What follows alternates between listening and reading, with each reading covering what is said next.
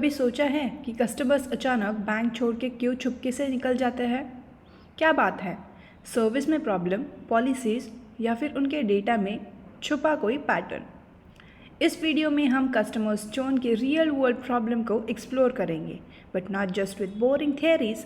नहीं, हम full on machine learning classification project के साथ हाथ गंदे करेंगे, जो प्रेडिक्ट करेगा कौन सा कस्टमर बैंक को बाय बाय बोलने वाला है। मैं तुम्हें सब कुछ स्टेप बाय स्टेप गाइड करूँगी, फ्रॉम डेटा सेट लोड करना, प्री प्रोसेसिंग, मॉडल ट्रेनिंग और रिजल्ट्स इवैल्यूएट करना।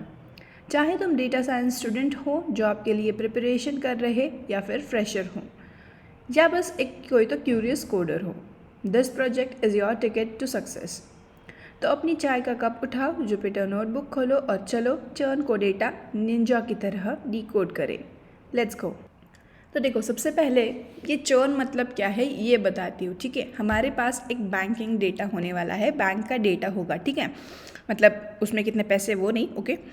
बैंक के डेटा में मतलब क्या होगा वो तो हम जब डेटा लोड करेंगे तब तो हम लोग देख ही लेंगे। पर सबसे पहले क्या है कि ये चर्न मतलब क्या होता है। चर्न मतलब वो होता है कि जब कोई कस्टमर, जब कोई इंसान उस बैंक की सर्विसेज को यूज़ करना छोड़ देगा, मतलब वहाँ पे अकाउंट क्लोज कर देगा, राइट। वैसे अगर वो अकाउंट क्लोज कर देगा तो फिर जो भी बैंक को मतलब उस अकाउंट से होने से या फिर कुछ भी जो भी प्रॉफिट होता था वो तो चला ही जाएगा, राइट।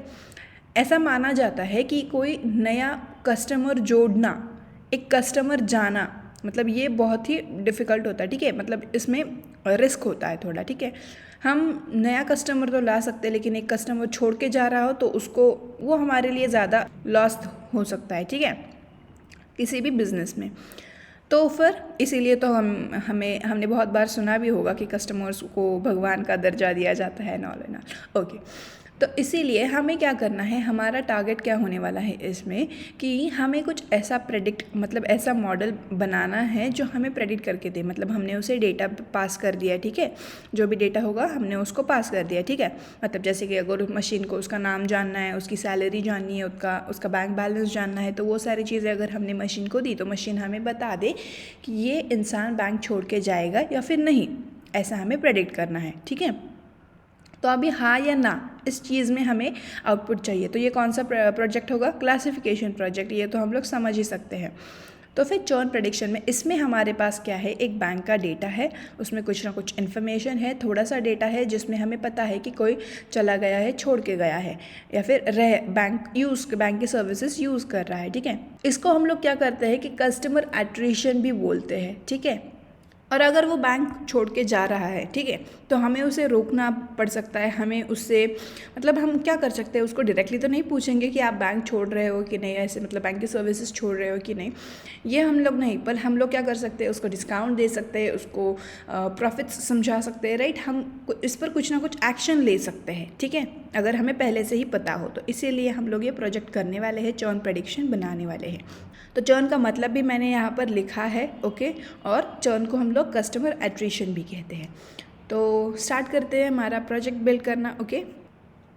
तो चलो शुरू करते हैं नोटबुक को क्लीन करके। हम वार्निंग्स, फिल्टर वार्निंग्स, इग्नोर, ये सारी चीज़ें यूज़ कर रहे हैं ताकि आउटपुट क्लीन और रीडेबल रहे। इससे पाइथन को नॉन क्रिटिकल वार्निंग्स जो एक्सटर्नल लाइब्रेरी से आते हैं नोटबुक में क्लटर नहीं करेंगे। ये तो वार्निंग्स इंपोर्ट कर ली, ठीक है। अभी इसके बाद सबसे इम्पोर्टेंट स्टेप क्या होता है, हमें हमारी बेसिक लाइब्रेरीज इंपोर्ट करनी पड़ी है। अभी हमें डेटा लेना है तो हमें पता है कि हमें कौन सी लाइब्रेरी की ज़रूरत पड़ने वाली है। हम विजुअलाइजेशंस भी करने वाले हैं तो विजुअलाइजेशंस वाली लाइब्रेरी भी लेंगे, ठीक है। अभी हम लोग मशीन लर्निंग का प्रोजेक्ट बना रहे हैं तो हमारे पास मशीन लर्निंग की भी लाइब्रेरी होनी चाहिए। तो ये जो हमें अब तक समझ आ रहा है, डेटा देखने के बाद भी बाकी सारी चीज़ें लगेंगी ही, पर जो बेसिक है वो हम लोग इंपोर्ट कर लेते हैं, ठीक है। तो ये जो लाइब्रेरीज़ हमने इंपोर्ट कर ली, ये सिंपल लाइब्रेरीज़ है, राइट। अब तक तो हमें पता है कि इनकी हमें ज़रूरत पड़ सकती है। तो हमारा डेटा, अभी डेटा किस फाइल में है मैं आपको डेटा भी प्रोवाइड कर दूँगी, ठीक है। डेटा सेट ये तो मैंने गूगल से लिया है, आप भी ले सकते हैं। तो फिर df करके इस वेरिएबल में मैंने स्टोर कर दिया। अभी ये कॉमन है, राइट, तो इसीलिए हमने बहुत से प्रोजेक्ट्स इस पे किए हैं, ओके। तो मेरे किस वाले फोल्डर में था, वो बैंक चर्न करके थी एक फ़ाइल, ठीक है, मैंने उसको लिया, उसका पाथ यहाँ पे मेंशन कर दिया। अभी हमने डेटा सेट तो लोड कर लिया, अभी हमें देखना है कि हमारे डेटा में क्या है। तो ये देखने के लिए हम लोग क्या करेंगे, ये df.head कर सकते हैं या फिर सिर्फ df भी कर सकते हैं, राइट। अभी ये जो वेरिएबल है आपको पता है कि कौन सा वेरिएबल में हमारा डेटा स्टोर हो चुका है, ठीक है। आप डेटा व्यू करने के लिए क्या करोगे मुझे नहीं पता, लेकिन अगर हम लोग df करेंगे तो हमें कितनी रोज़ हैं हमारे इसमें, हमारे डेटा में, वो भी पता चलेगा, ठीक है। तो कितनी रोज़ है अभी आप देख सकते हो, ओके। 10,000 रोज़ है और 14 कॉलम्स हैं। अभी df.head करके देखते हैं, क्योंकि हम लोग देखते हैं कि क्या है डेटा में, ठीक है। तो हमारे डेटा में इंडेक्स तो यहाँ से मतलब ये हो जाता है, ठीक है, असाइन कर दिया जाता है।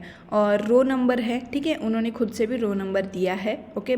डेटा सेट में पहले से ही रो नंबर था, ओके। ये मशीन ने मतलब नोटबुक ने एलोकेट किया हुआ इंडेक्स है, ये रो नंबर डेटा सेट में अवेलेबल था, ठीक है, रो नंबर है।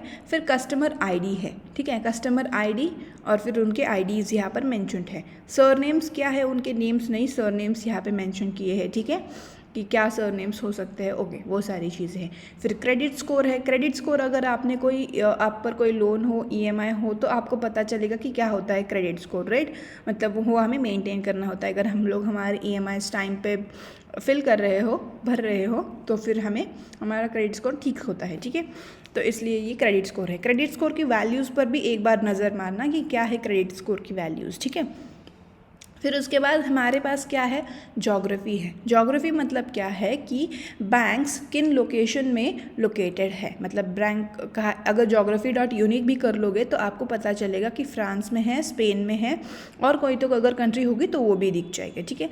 मतलब unique values in that column ये आपको मिल जाएगी यूनिक करेंगे तो, ठीक है। तो जेंडर है, एज भी है, ठीक है, एज की वैल्यूज़ भी देखो कितनी लाई कर रही है एंड ऑल सारी चीज़ें। टेन्योर मतलब क्या है कि ईयर्स, ओके, कितने साल से वो कस्टमर उस बैंक की सर्विसेज को यूज़ कर रहा है, ठीक है। और फिर बैलेंस में क्या वैल्यूज़ है, ठीक है।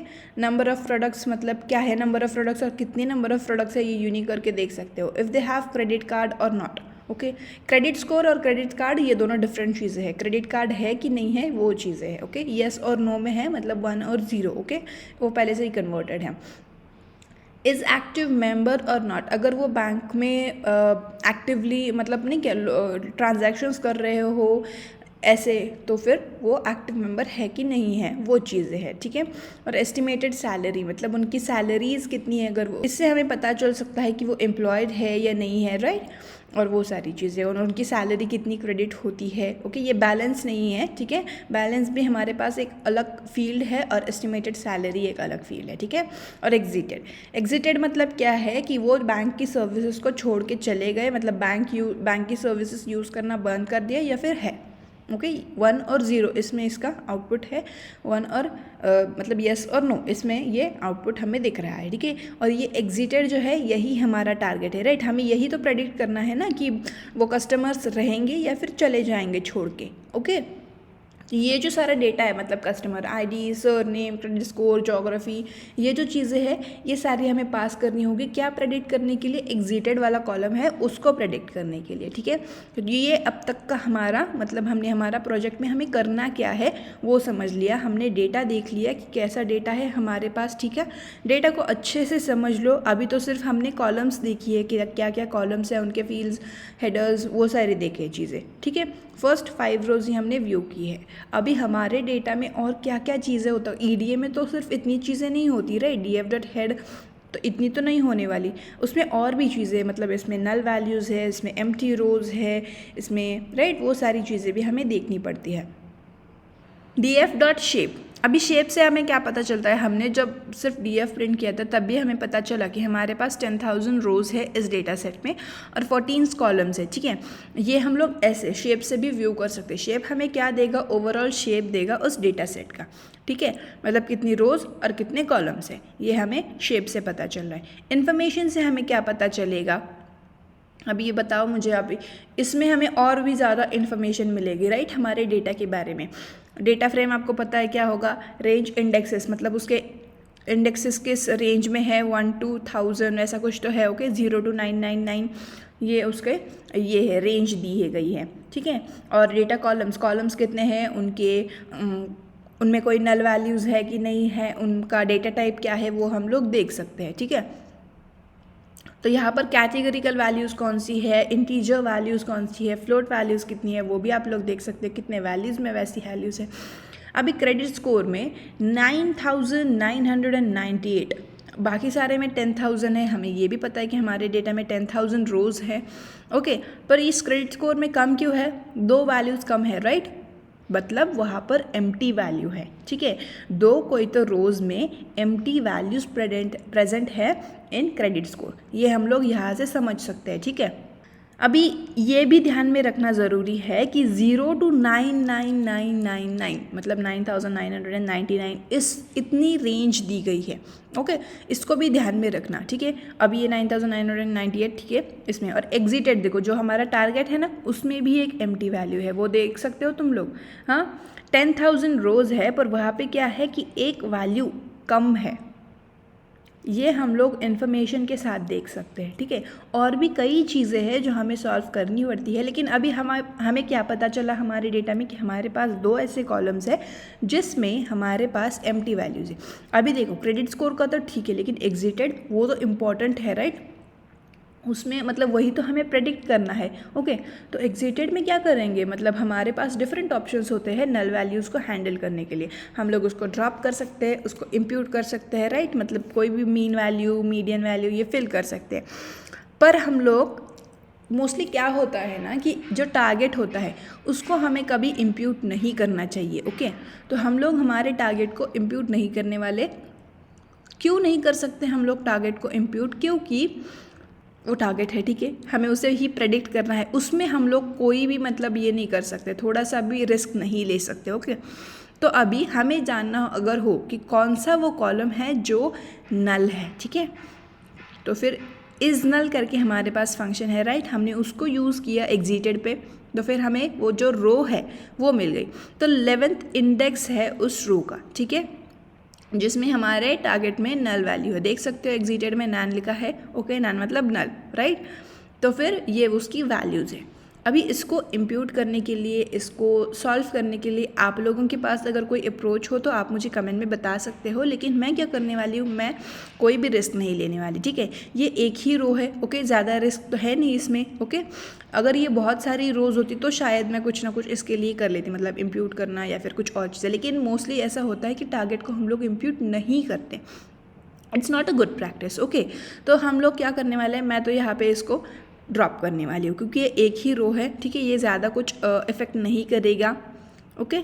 अभी देखो जब हम मशीन को डेटा पास करेंगे तो मशीन ने तो हमें नहीं कहा ना कि हाँ ठीक है हमारे डेटा सेट में 10,000 रोज़ है, लेकिन मशीन ने तो हमें ऐसा नहीं कहा ना कि भाई तू मुझे 10,000 रोज़ ही दे तभी मैं काम करूँगा, ऐसा तो नहीं कहा मशीन ने, राइट। अगर हम लोग उसे 800 रोज़ दे दे, 900 रोज़ दे दे तो भी तो वो काम करेगा ही, राइट। अगर हम उन 900 रोज़ को मतलब ट्रेन टेस्ट से स्प्लिट करेंगे, ट्रेनिंग के लिए कुछ देंगे, टेस्टिंग के लिए कुछ रखेंगे, तभी भी तो मशीन काम करने ही वाली है, तभी भी तो मॉडल काम करने ही वाला है, राइट। तो फिर ये एक रो नहीं होगी तो भी चल सकता है, लेकिन हर बार ये प्रैक्टिस अच्छी नहीं होती, ठीक है, हमें एक्यूरेट ही रिजल्ट मिलेगा ऐसा नहीं, वरना क्या है ना कि डेटा में 10,000 रोज़ है और आपने 900 रोज़ तो ऐसे ही निकाल दिए, ओके, मतलब इसमें नल वैल्यूज़ है, इसमें कुछ ना कुछ खोट है तो उसको निकाल दो, ऐसे नहीं कर सकते, ठीक है। ये एक ही रो है इसीलिए मैं इसको रिमूव कर रही हूँ, ठीक है। और टारगेट को मोस्टली मतलब ज़्यादा दिमाग लगाना ही नहीं है, टारगेट अगर नल हो तो उसको ड्रॉप कर दो, ठीक है, रिस्क नहीं लेना है हमें। तो फिर उसकी इंडेक्स क्या है ये मैंने देख ली, इस नल को फिर सिर्फ डॉट इंडेक्स कर लो, वही सेल को मैंने कॉपी कर दिया है और फिर डॉट इंडेक्स कर दिया है, ओके।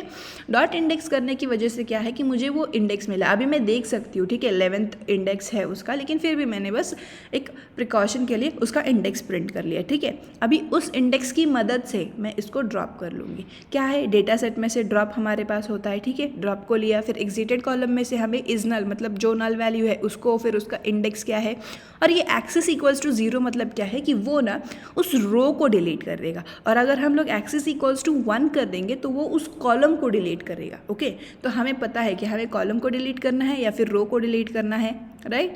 तो फिर हमें रो को डिलीट करना है, इसीलिए एक्सिस इक्वल्स टू 0 कर दिया है मैंने, ओके।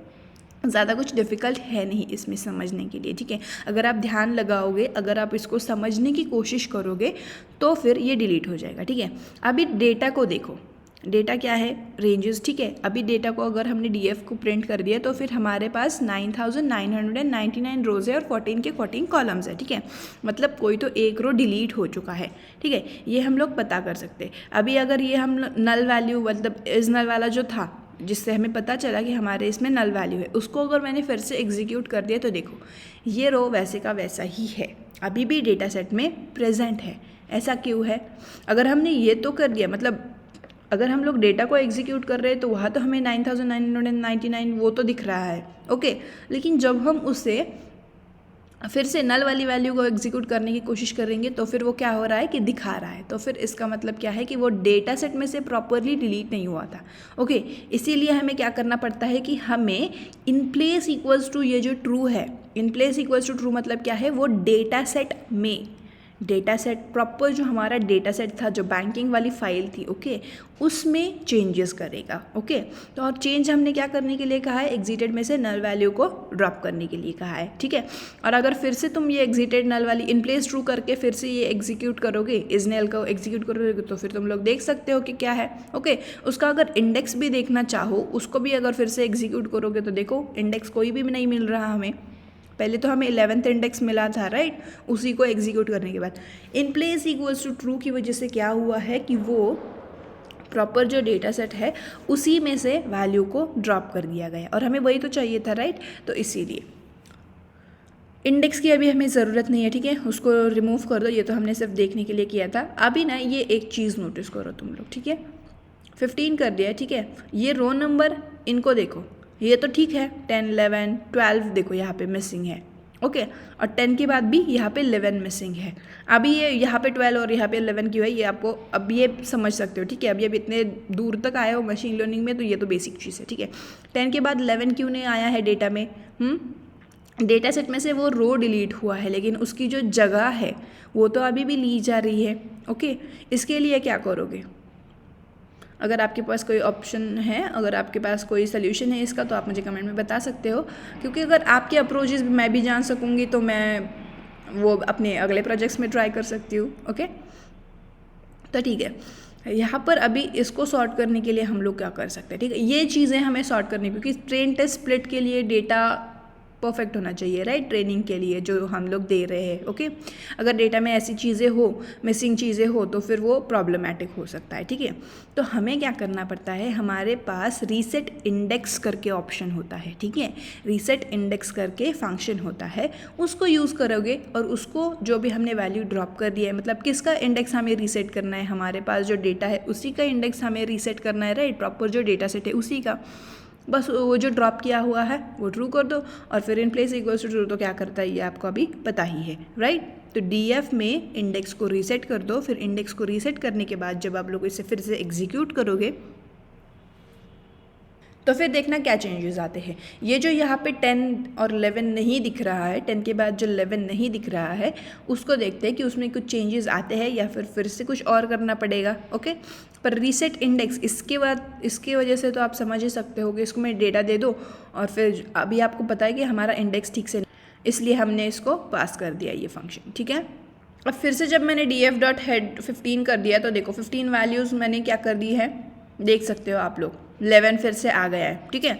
और अगर एग्जीटेड में अगर कोई और नल वैल्यू है नहीं है, अगर ये हम लोग देखना चाहते हैं, उसका काउंट देखो, मैंने काउंट निकाला है, सम की वजह से हम लोग उसका नंबर निकाल पाएंगे, ठीक है। ये आपको पता है अब ये सारी चीज़ें, सम मतलब क्या है, एज नल क्या है, ठीक है, ये बेसिक चीज़ है, ठीक है। सम की वजह से आपको काउंट मिला, और अगर मैंने सम को हटा दिया तो फिर वो सारे मतलब सारे इंडेक्सेस की मुझे ये बता देगा कि उसमें ट्रू कोई वैल्यू है, ट्रू वैल्यू मतलब कि उसमें कुछ तो एक ज़ीरो वैल्यू है, मतलब नल वैल्यू, ठीक है। अभी हमें पता तो है कि किसी में भी नल वैल्यू नहीं है, हमने ड्रॉप कर दी जो भी नल थी, राइट, तो इसीलिए हमें ज़ीरो दे रहा है, ठीक है। और जब हमने सम को हटा दिया था तो सब वैल्यू हमें फॉल्स मिल रही थी इसी की वजह से, ठीक है। अभी हमें जो हमारा टारगेट था वो अभी सॉर्ट हो चुका है, ठीक है, हमने ड्रॉप कर दिया है। हर बार ड्रॉप करना भी सही नहीं होता, ठीक है।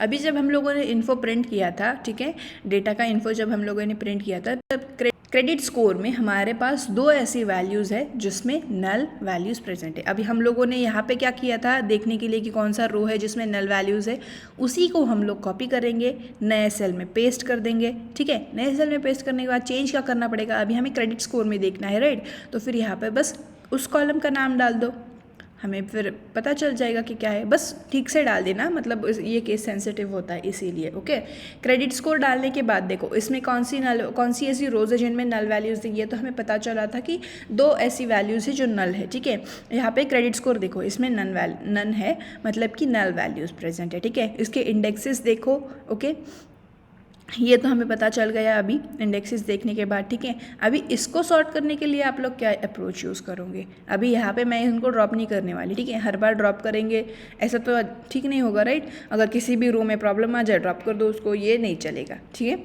हमें सॉल्व भी करना होता है, इसीलिए हमें स्टैटिस्टिक्स इंपॉर्टेंट होते हैं। ठीक है, मीन मीडियन मोड जो है वो वैल्यूज़ यहाँ पर इंपॉर्टेंट होती है और वो हमें पता हो ना, इसीलिए ज़रूरी होता है। इसीलिए मैंने बहुत सी थियरी भी कवर कर ली थी। ठीक है, तो देखो आप लोगों का जो भी अप्रोच होगा आप मुझे बता सकते हो। अगर आपके दिमाग में कोई आइडिया है कि हम लोग इसे कैसे सॉल्व करेंगे तो वो आप भी बता सकते हो। ठीक है, ऐसा कुछ नहीं है। पर मैं यहाँ पे क्या करने वाली हूँ, मैं इनको डायरेक्टली ड्रॉप नहीं करूँगी या फिर इम्प्यूट करने के लिए इम्प्यूट तो करूँगी। ठीक है, वैल्यूज़ को फिल करूँगी। ठीक है, मीन मीडियन एवरेज कुछ भी, किसी भी चीज़ से मैं वैल्यूज़ को फिल कर दूँगी, वो तो आपको बाद में पता चलेगा। लेकिन मैं ओवरऑल डेटा सेट में पूरी क्रेडिट स्कोर की वैल्यूज़ को लूँ और फिर नल वैल्यू को फिल कर दूँ। ठीक है, इम्प्यूट कर दूँ। इससे अच्छा मैं क्या करूँगी कि कुछ कॉलम्स को लूँगी, कुछ कॉलम्स में मतलब देखो जैसे कि अभी सरनेम तो हो सकता है। ठीक है, मतलब वो अगर स्पेन में ही हो, वो अगर फीमेल ही हो और उसका टेन्योर 3 इयर्स का ही हो, उसके पास अगर क्रेडिट कार्ड हो, उसके पास सिर्फ एक ही प्रोडक्ट हो, इन्हीं कॉलम्स को लूँ और उसमें जितनी वैल्यूज़ है, मतलब उसमें जितनी रोज़ आए, ओके, उन्हीं को ले लूँ, तो फिर वो कैसे आएगा? देखो null values in credit score करके मैंने क्या किया है, ज्योग्राफी उसकी स्पेन ही होनी चाहिए, इस फील्ड को लिया मैंने, कंडीशन पास की है। ठीक है, मुझे ऐसी रोज़ दो जिसमें ज्योग्राफी स्पेन होगी। ठीक है, जिसमें जेंडर फीमेल ही होगा और उसकी एज 43 ही होगी। तो ऐसे मेरे पास कितनी रोज़ है वो मैंने देखा, वो मैंने सॉर्ट कर लिया। ठीक है, ये कंडीशन पास करने के बाद मैंने क्या किया है, ज्योग्राफी के बेसिस पर सॉर्ट किया। ज्योग्राफी मतलब क्या है कि ये, ठीक है, सिर्फ स्पेन और फीमेल और एज 43 होने वाले जो जितने भी रोज़ हैं मेरे डेटा सेट में उन्हीं को लिया। अभी देखो मैं अगर इन्हीं की वैल्यूज़ को इम्प्यूट करूँ तो ओके, इन्हीं की वैल्यूज़ को इम्प्यूट करके उस क्रेडिट स्कोर की जो नल वैल्यू है उसको फिल कर दूँ तो कैसा रहेगा? It is better, right? पूरे डेटा सेट को लेने से उन क्रेडिट स्कोर में दोनों जगह पे नल वैल्यू ही फिल करने से अच्छा है, मतलब एक ही कॉमन वैल्यू फिल करने से अच्छा है कि मैं कुछ कॉमन चीज़ों के बेसिस पर उसको इम्प्यूट कर दूँ। ओके, समझ में आ रही है ये बात? इसको मुझे प्लीज़ बताना, क्योंकि देखो मैं कोशिश कर रही हूँ एक्सप्लेन करने की, पर वो आपको समझ में आ रहा है भी नहीं आ रहा है ये मुझे अभी तो पता नहीं चलेगा, राइट? तो आप कमेंट्स में बता देना, मैं कोशिश करूँगी आपको रिप्लाई देने में। ठीक है, तो फिर ये हम लोगों ने तो देखा कि ज्योग्राफी स्पेन और ये सिर्फ कॉमन चीज़ों को लेके हमने उस वैल्यू को हमें इम्प्यूट करना है। ठीक है, अभी इम्प्यूट भी मैं किस चीज़ से करूँगी? आपने रोज़ देखी इसमें कितनी है? ओके, ये टेन्योर और ये आप कोई तो एक और ये भी ऐड कर सकते हैं। ठीक है, मैंने इसलिए क्या कर दिया, ये मुझे बहुत सारी वैल्यूज़ लगी इसलिए मैंने क्या कर दिया, टेन्योर को ऐड कर दिया। टेन्योर 3 इयर्स का ही हो तो देखो मेरे पास सिर्फ 5 वैल्यूज़ आई है। 5 में से भी अगर मैं नल को थोड़ी देर के लिए, जो जिसमें नल वैल्यू है उसको थोड़ी देर के लिए बाजू में कर दूँ, ठीक है, तो फिर मेरे पास टोटल 4 ऐसी वैल्यूज़ आई है। ठीक है, अभी उन 4 वैल्यूज़ का ही मैं एवरेज निकाल लूँ तो उन 4 वैल्यूज़ का ही मैं मीन निकालूँ। ओके, इसमें से मैंने क्या किया है, अभी नॉट नल जो मतलब जो जिसमें नल वैल्यू नहीं है उनको सेपरेट कर दो, मतलब सिर्फ 4, मतलब ये नल वैल्यू को मैं थोड़ी देर के लिए साइड में रख रही हूँ। ठीक है, तो फिर उस नल वैल्यू को मैंने जब साइड में रखा तो फिर देखो हमारे पास क्या आया है, सिर्फ वो 4 वैल्यूज़ आई है और बहुत सी चीज़ें उसमें कॉमन है। ओके, जो नल वैल्यू में है उसमें भी बहुत सी चीज़ें कॉमन है। ओके, अभी इसका मैं मीन निकालूंगी। ओके, इन चारों कॉलम्स का मीन निकालूंगी और जो भी मीन आएगा मैंने क्या किया है, उसको CRAVG1 ये जो वेरिएबल मैंने क्रिएट किया है उस वेरिएबल 1 में, मतलब उस वेरिएबल में मैंने उसकी वैल्यू स्टोर किया है, मतलब क्रेडिट स्कोर का, इन 4 वैल्यूज़ के क्रेडिट स्कोर का। अभी मीन कैसे निकालते हैं आपको पता है, ठीक है, सभी वैल्यूज़ को आउट कर दो, 4 से डिवाइड कर दो। ठीक है, तो वो जो वैल्यू आई है मैंने उसको CRAVG1 वाले इस वेरिएबल में स्टोर कर दिया है, ठीक है। ये बहुत सिंपल है, ज़्यादा कुछ इसमें कॉम्प्लेक्स है ही नहीं, ओके। अगर आप ध्यान दोगे तो ये बहुत सिंपल है, ठीक है। अभी ये जो नल वैल्यू है, उन 4 वैल्यूज़ का जो मीन मैंने निकाला है, उस वैल्यू को मैं उस नल वैल्यू में फिल कर दूँगी, ठीक है। अभी ये अप्रोच अच्छा है या फिर पूरा टेबल ले लो और उसका जो एवरेज आ जाए उससे फिल कर दो, ये अप्रोच अच्छा है, अभी आप मुझे बता दो, ठीक है। मुझे तो यही ठीक लग रहा है, तो मैं इसी वैल्यू के साथ उस नन को फिल करने वाली हूँ, ठीक है। और यही अप्रोच मैं इसके लिए सेकेंड वाली जो वैल्यू थी, मतलब सेकेंड वाला जो रो एम्प्टी था उसको फिल कर दूँगी, ठीक है। यही अप्रोच मैं उसके लिए भी यूज़ करने वाली हूँ। आईलॉग हम लोग क्यों यूज़ करते हैं, ओके। ये हम लोग इंडेक्सेस पे अगर कुछ काम करना हो तो उसको मैं क्या करूँगी, इंडेक्स पास कर दूँगी कि इस इंडेक्स में क्रेडिट स्कोर में इस वैल्यू को फिल कर दे, ठीक है। मुझे अभी पता नहीं है, अगर आप CRAVG1 को प्रिंट कर दोगे तो फिर आपको दिख जाएगी कि क्या वैल्यू आई है, ठीक है, मीन की।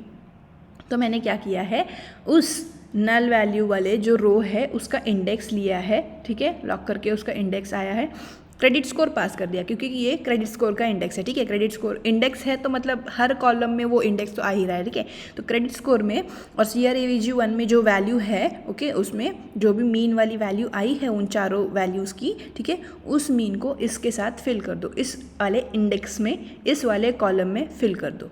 ये यहाँ पे सिंपल है, ठीक है, ज़्यादा कुछ डिफ़िकल्ट है नहीं। तो इसमें उसने फिल कर दी है वैल्यू। और अगर आपको ये चेक करना है कि उसकी वैल्यू फिल हो गई है या फिर नहीं हो गई है, तो आप लोग क्या कर सकते हो, ये जो क्रेडिट स्कोर में नल है इसको बस कॉपी कर दो फिर से, ओके, और एग्जीक्यूट कर दो इसको फिर से। क्या आएगा आपका आउटपुट, देखो सिर्फ एक ही रो आई है अभी, क्योंकि जो एक रो थी, जो 4322 वाला जो इंडेक्स था, उसकी जो वैल्यू थी, उसमें जो नल वैल्यू थी क्रेडिट स्कोर में, उसको हम लोगों ने फिल कर दिया है और फिल भी बहुत अच्छे से किया है, राइट। तो अभी ये जो एक नल वैल्यू बची है, इसको अभी आप लोग ठीक से ये वीडियो पॉज कर देना और फिर खुद करने की कोशिश करना, ठीक है। आप क्या क्या रोज़ लोगे, आप कौन सी कॉलम्स लोगे, ये भी आप लोग डिसाइड कर लेना, ठीक है। तो देखो मैंने सिर्फ क्या किया है, यहाँ पे 4322 जो था इंडेक्स था, उसी की वैल्यूज़ मैंने देखी है, ठीक है। रो नंबर मतलब सिर्फ उसके लिए, बाकी कॉलम्स में क्या क्या वैल्यूज़ है उसको देखा है मैंने, ठीक है। तो फिर ये आप सिर्फ इससे देख सकते हो, सिर्फ इंडेक्स से आप उस वाले इंडेक्स की इन्फॉर्मेशन देख सकते हो। तो क्या वैल्यू फिल हुई है वहाँ पर, 608, ये वैल्यू वहाँ पे फिल हुई है क्रेडिट स्कोर में जहाँ पे नल था, ओके। फर्स्ट वन जो फर्स्ट वैल्यू थी नल वाली, ये फर्स्ट वाली वैल्यू वहाँ पे फिल हुआ है 608, सॉरी। तो अभी हम लोग इस सेकेंड वाले रो पे काम करते हैं, ठीक है, कि क्या अप्रोचेस होगा। मैं तो यही फॉलो करने वाली हूँ, ठीक है। अभी भी क्रेडिट स्कोर में एक वैल्यू है ऐसी जो एम्प्टी है, ओके।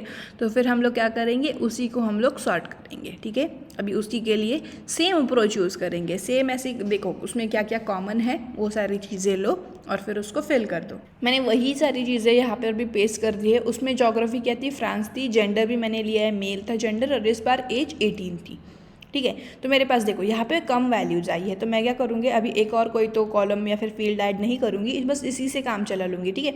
इतनी वैल्यूज़ का एवरेज तो ठीक है ना उस नल वैल्यू के लिए, ओके। तो फिर इसलिए आप इसको कोई तो एक और वेरिएबल नेम भी दे सकते हो और फिर उसको देखोगे प्रिंट करके तो भी आपका काम बन सकता है, ठीक है। ये अपने अपने बेसिस पर होता है कि आप लोग क्या करते हो चीज़ें अपने डेटा को सॉर्ट करने के लिए, ठीक है। तो मैंने डायरेक्टली क्या कर लिया है, उसकी मीन वैल्यू निकाल ली है, ठीक है। यहाँ पर कोई एक और फील्ड ऐड करते नहीं बैठी मैं, क्योंकि थोड़ी सी वैल्यूज़ है, ठीक है, इनका मीन इट्स ओके ना। तो इसीलिए अभी क्या करेंगे हम लोगों को पता है कि मीन वैल्यू क्या आई, इन सारी चीज़ों का हम लोगों ने मीन निकाला क्रेडिट स्कोर के लिए, ठीक है। तो फिर ये हमारे पास मीन आया। तो अभी हम लोग क्या करते हैं कि हमारा जो टारगेट है उसको ज़रा सा थोड़ा और समझ लेते हैं। उसमें वैल्यू काउंट्स, मतलब ज़ीरो की वैल्यूज़ कितनी, ज़ीरो मतलब क्या है कि वो बैंक को छोड़ के चले गए, और ये 1 मतलब क्या है कि वो बैंक में है, ठीक है, चर्न नहीं हुए हैं। तो इसकी वैल्यूज़ कितनी है ये देखो। हमारे पास क्या होता है ना कि हमारा टारगेट हमेशा बैलेंस्ड होना चाहिए, मोस्ट ऑफ द टाइम ऐसा होता है। एटलीस्ट 60-50% का तो, मतलब 60-40 का तो ये होना चाहिए इसमें, ठीक है, ऐसे बैलेंस्ड होना चाहिए। लेकिन ये डेटा को देख के आपको लगता है कि ये बैलेंस्ड है, नहीं, राइट। तो इसीलिए हम लोग क्या करते हैं, और भी चीज़ें हैं, ओके, वो तो हम लोग देखेंगे, ठीक है। ऐसे ही हम लोग हैज़ क्रेडिट कार्ड, इसमें भी वैल्यू काउंट्स देखते हैं। उसमें भी वैल्यू काउंट्स अगर देखोगे मतलब कितने लोगों के पास है, कितने लोगों के पास नहीं, इस चीज़ को हम लोग विजुअलाइज भी कर सकते हैं, राइट, ये आपको पता है। एक्टिव मेंबर में कितने हैं, ओके, 1 के लिए कितनी वैल्यू है, 1 और 0 अभी आपको पता है, ठीक है। 1 और 0 में मैं आपको बाद में नहीं बताने वाली। नंबर ऑफ़ प्रोडक्ट्स में कितनी वैल्यू काउंट्स है, 1, इसमें 4, अभी इससे हमें पता चलता है कि हमारे पास 4 डिफरेंट प्रोडक्ट्स हैं, ठीक है। नंबर ऑफ़ प्रोडक्ट्स में फर्स्ट प्रोडक्ट्स के मतलब एक प्रोडक्ट हो ऐसे कितने कस्टमर्स हैं, 5000 कस्टमर्स हैं। 2 प्रोडक्ट्स हो उनके पास ऐसे कितने कस्टमर्स हैं, 4589, और 3 हो वैसे 266, और 4 प्रोडक्ट्स कितने, सिर्फ 60 लोगों के पास 4 प्रोडक्ट्स हैं, ठीक है। हमारे पास डेटा को समझने के लिए एक और चीज़ होती है डिस्क्राइब को हम लोगों ने यूज़ किया। टी मतलब क्या है कि टी क्या करेगा, सिर्फ ट्रांसपोज करेगा उसी को, वही जो डिस्क्राइब करता है वही काम करेगा, बस टी क्या करेगा, उसको ट्रांसपोज कर देगा, ठीक है। सिंपल है, अभी तक कुछ डिफ़िकल्ट तो मैंने बताया ही नहीं, ओके। तो देखो इस डेटा को थोड़ा सा और समझते हैं, ठीक है।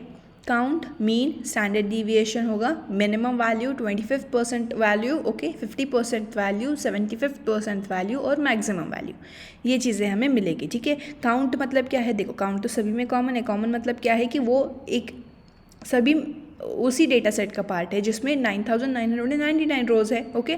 तो वो तो हम लोग सेम ही देख सकते हैं अकाउंट में। तो रो नंबर में क्या चीज़ है, मीन उसका क्या है, रो नंबर का मीन हमें चाहिए भी नहीं, राइट, वो यूनिक वैल्यू है, ओके।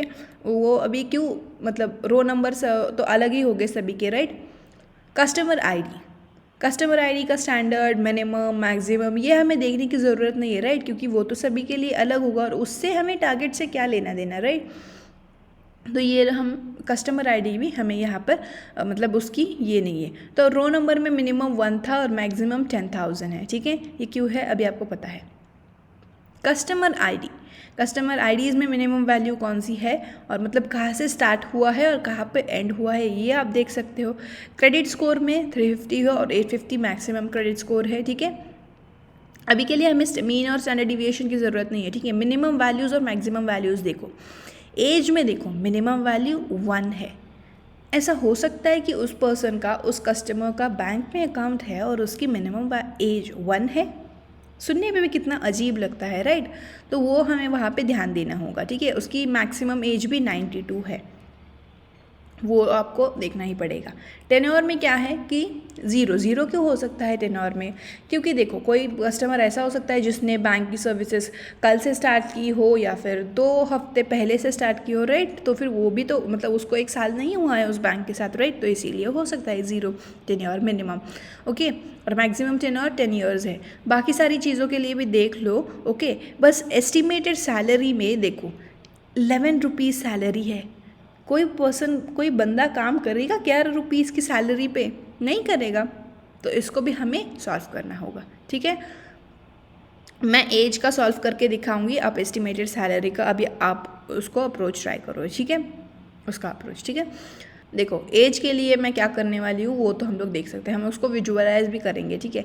50% की वैल्यूज़ देख लेना सभी की, ठीक है। क्या है एज में 50% मतलब मिनिमम मीडियन वैल्यूज़ क्या होगी, ठीक है। ये हम लोग इससे पता कर सकते हैं, डिस्क्राइब टी से हम लोग पता कर सकते हैं। एक बार मैक्सिमम पे अगर हम लोग नज़र डाल दें तो मैक्सिमम वैल्यूज़ एज में 92 वैल्यू है मैक्सिमम, उसको भी ध्यान देना होगा, ठीक है। 10 ईयर्स ये ठीक है, ये हम नहीं जज कर सकते, राइट। बैलेंस देखो कितना, मतलब 0 बैलेंस है किसी का और किसी का बैलेंस इतना बड़ा है, वो भी हमें बस एक बार नज़र फेरने की वहाँ पे भी ज़रूरत है, ठीक है। इससे हम लोग ये डेटा को समझ सकते हैं। लेकिन एस्टिमेटेड सैलरी किसी की 11 रुपीज़ है तो किसी की इतनी बढ़ ज़्यादा है, तो इसको हम लोग आउटलायर्स की तरह कंसिडर करने वाले हैं, ठीक है। तो अभी हम लोग क्या करेंगे, जो आउटलायर्स थे उनको हैंडल करना है, ठीक है। आउटलायर्स को हैंडल करने के लिए मैंने क्या किया है, जो इम्पॉर्टेंट फील्ड्स है उन्हीं को लिया है, ठीक है। रेस्ट ऑफ द फील्ड्स को छोड़ दिया है फ़िलहाल के लिए।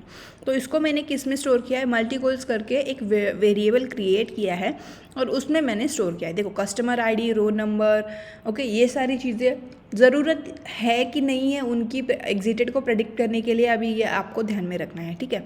तो मल्टीकोल्स करके मैंने ये इसको इसमें मतलब इसमें उन फील्ड्स को स्टोर कर लिया, ठीक है। मुझे लगता है कि एज क्रेडिट स्कोर, बैलेंस और एस्टिमेटेड सैलरी, ये सारी चीज़ें इंपॉर्टेंट है एग्जिट को प्रेडिक्ट करने के लिए, मुझे ये लग रहा है, ठीक है। अभी आपको कोई और कॉलम भी लग रहा है तो आप उसको भी ऐड कर सकते हैं, ठीक है। तो एज में हमें पता है कि ऑफ कोर्स उसमें आउटलायर है ही, राइट। तो इसको अब, और आउटलायर को प्रेडिक्ट करने के लिए सबसे अच्छा होता है बॉक्स प्लॉट। तो मैंने बॉक्स प्लॉट विजुअलाइज किया एज के लिए, ठीक है।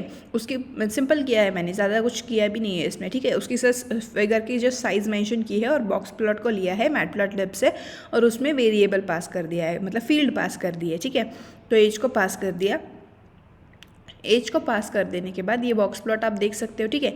ये लीस्ट वाला जो एरो है वो मिनिमा है, ऊपर वाला मैक्सिमा है, ठीक है। और वो जो मिडल वाली जो ऑरेंज कलर की लाइन दिख रही है, येलो कलर ऑरेंज कलर जो भी है, ठीक है, उसको हम लोग मीडियन कहते हैं, ठीक है। और ये मैक्सिमा के ऊपर जितने वो ब्लैक डॉट्स दिख रहे हैं वो हमें आउटलायर्स कंसिडर करने हैं, और जो मिनिमा के नीचे जो एक सर्कल दिख रहा है उसको भी हम लोग आउटलायर देखेंगे, ठीक है, आउटलायर कहेंगे। हमें पता था, राइट, मिनिमम एज 1 है तो ये तो आउटलायर ही होगा, ठीक है। तो हम क्या करेंगे, उसको एक रेंज दे देंगे कि इससे अगर कुछ छोटा हो तो उसको आउटलायर कंसिडर कर ले, और इससे अगर कुछ बड़ा हो तो उसको आउटलायर कंसिडर कर ले, ठीक है। तो ये अभी हम लोगों के पास जब हमने देखा था ज्योग्राफी में, तो स्पेन, राइट, उसमें बैंक्स थी, फ्रांस में थी, राइट। तो इस हिसाब के बेसिस पर एज ले लेना, ठीक है। मतलब इंडिया में अगर 18 एज है, ओके, इसको हम लोग अडल्ट कह सकते हैं। 18 के बाद अगर हम लोग बैंक में अकाउंट खोल सकते हैं तो फिर वो भी, उस कंट्री को भी आपको स्टडी करना पड़ेगा, ठीक है। ये देख लेना एक बार, ये सारी चीज़ें होती है जो एक, अगर आप लोग डेटा साइंस सीख रहे हो तो आपको वो सारी चीज़ें भी ध्यान में रखनी पड़ती है, ठीक है। तो उसको ना एक खुद से मतलब रिलेट करो डेटा को अगर अपनी लाइफ से, तो फिर बहुत ज़्यादा आसानी होगी चीज़ें, ठीक है। ये देख लिया, ठीक है। एज में मैंने, अभी मैं क्या करूँगी, आउटलायर को हैंडल करने के लिए मेरे पास कितनी सारी चीज़ें हो सकती है हमारे पास, ओके। तो उसमें से मैं क्या यूज़ करूँगी, अभी कितनी चीज़ें हैं ये आपको पता है, राइट। हम लोगों ने ये भी देखा था। मैं यूज़ करूँगी IQR। IQR में क्या करूँगी, मुझे क्या करना होगा, डेटा को डिवाइड करना पड़ेगा इनटू 3 डिफरेंट क्वार्टर्स, ठीक है। तो Q1, Q2, Q3, इन 3 डिफरेंट क्वार्टर्स में मैंने डेटा को डिवाइड कर लिया, ठीक है। फर्स्ट में 25th परसेंटाइल डेटा आएगा, सेकंड में 50% ऑफ द डेटा आएगा, और थर्ड क्वार्टर में 75% ऑफ द डेटा आएगा, ठीक है। ये इसने सॉर्ट कर दिया। IQR का फॉर्मूला क्या है कि Q3 minus Q1, quarter third minus quarter 1, ठीक है।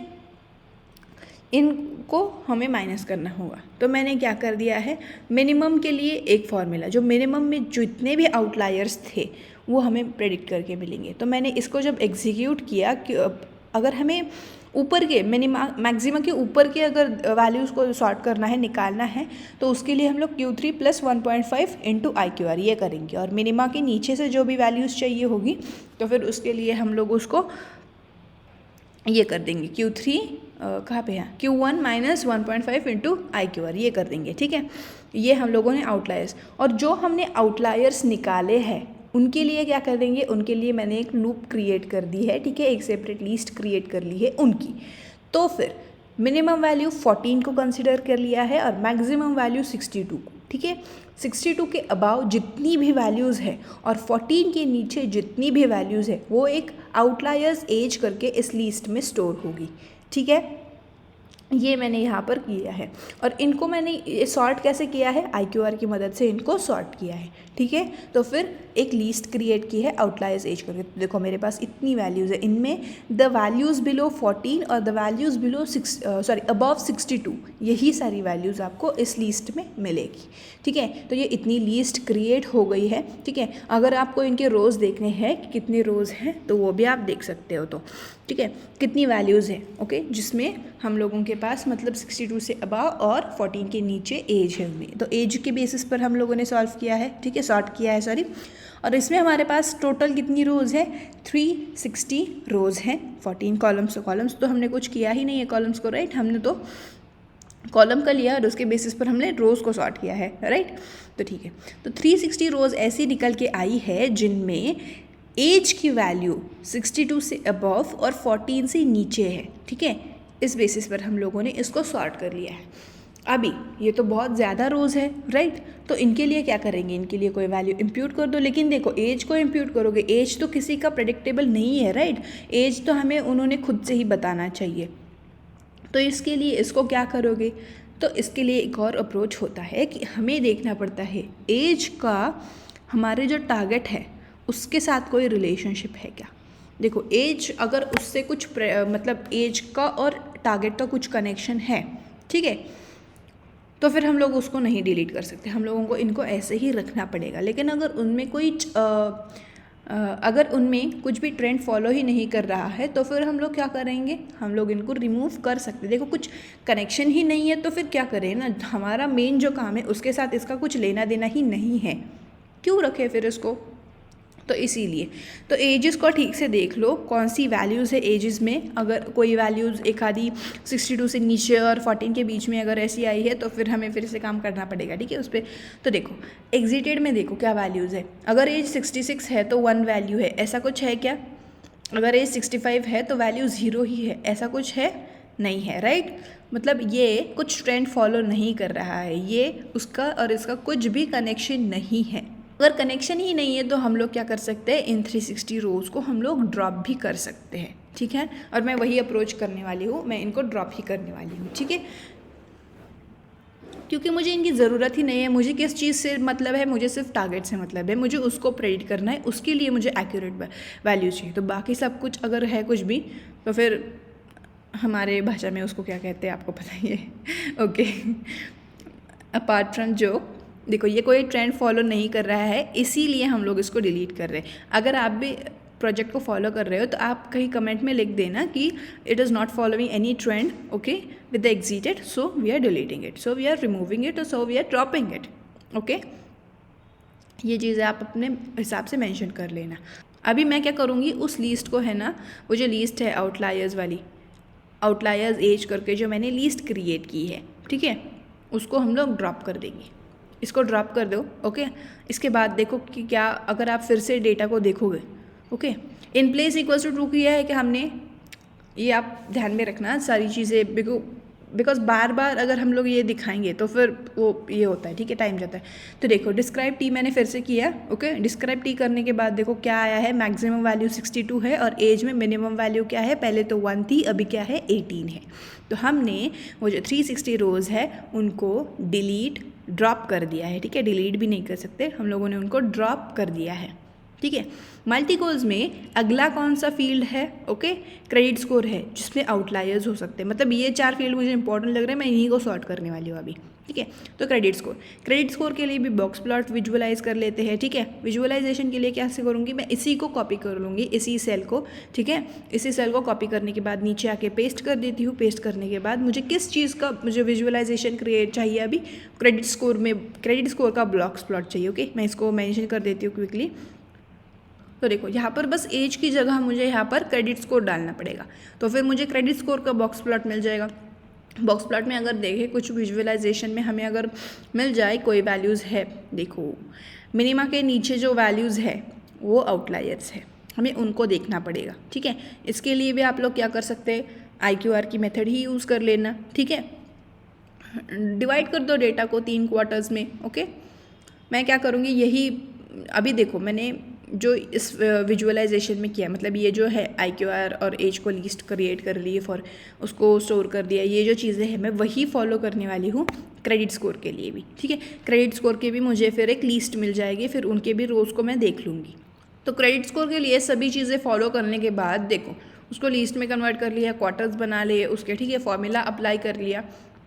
मिनिमम वैल्यू क्या आई 382 और maximum value 918, okay. Minimum value 382 आई है और 382 के नीचे जो भी वैल्यूज़ आएंगी उनको आउटलायर्स कंसिडर कर लें। देखो इतने सारे आउटलायर्स हैं। अभी इसके लिए भी हम लोग क्या चेक करेंगे, हम लोग डेटा में देखेंगे कि अगर इसका और एग्जिटेड का कोई कनेक्शन है, कोई ट्रेंड है, उनमें कुछ चल रहा है कि नहीं चल रहा है, वो हम लोग देखेंगे, ठीक है। तो क्रेडिट स्कोर को देखो इतनी वैल्यूज़ है, ये जो रोज़ है उनको मैंने प्रिंट किया, जो लिस्ट में है वही रोज़ मैंने प्रिंट की है, ठीक है। क्रेडिट स्कोर में देखो कि अगर कोई वैल्यू 365 ही है तो फिर उसमें देखो एग्जिटेड में देखो कि वो 1 ही है या नहीं। क्लियरली दिख रहा है कि एग्जिटेड के साथ क्रेडिट स्कोर का कोई ना कोई कनेक्शन है, देखिए।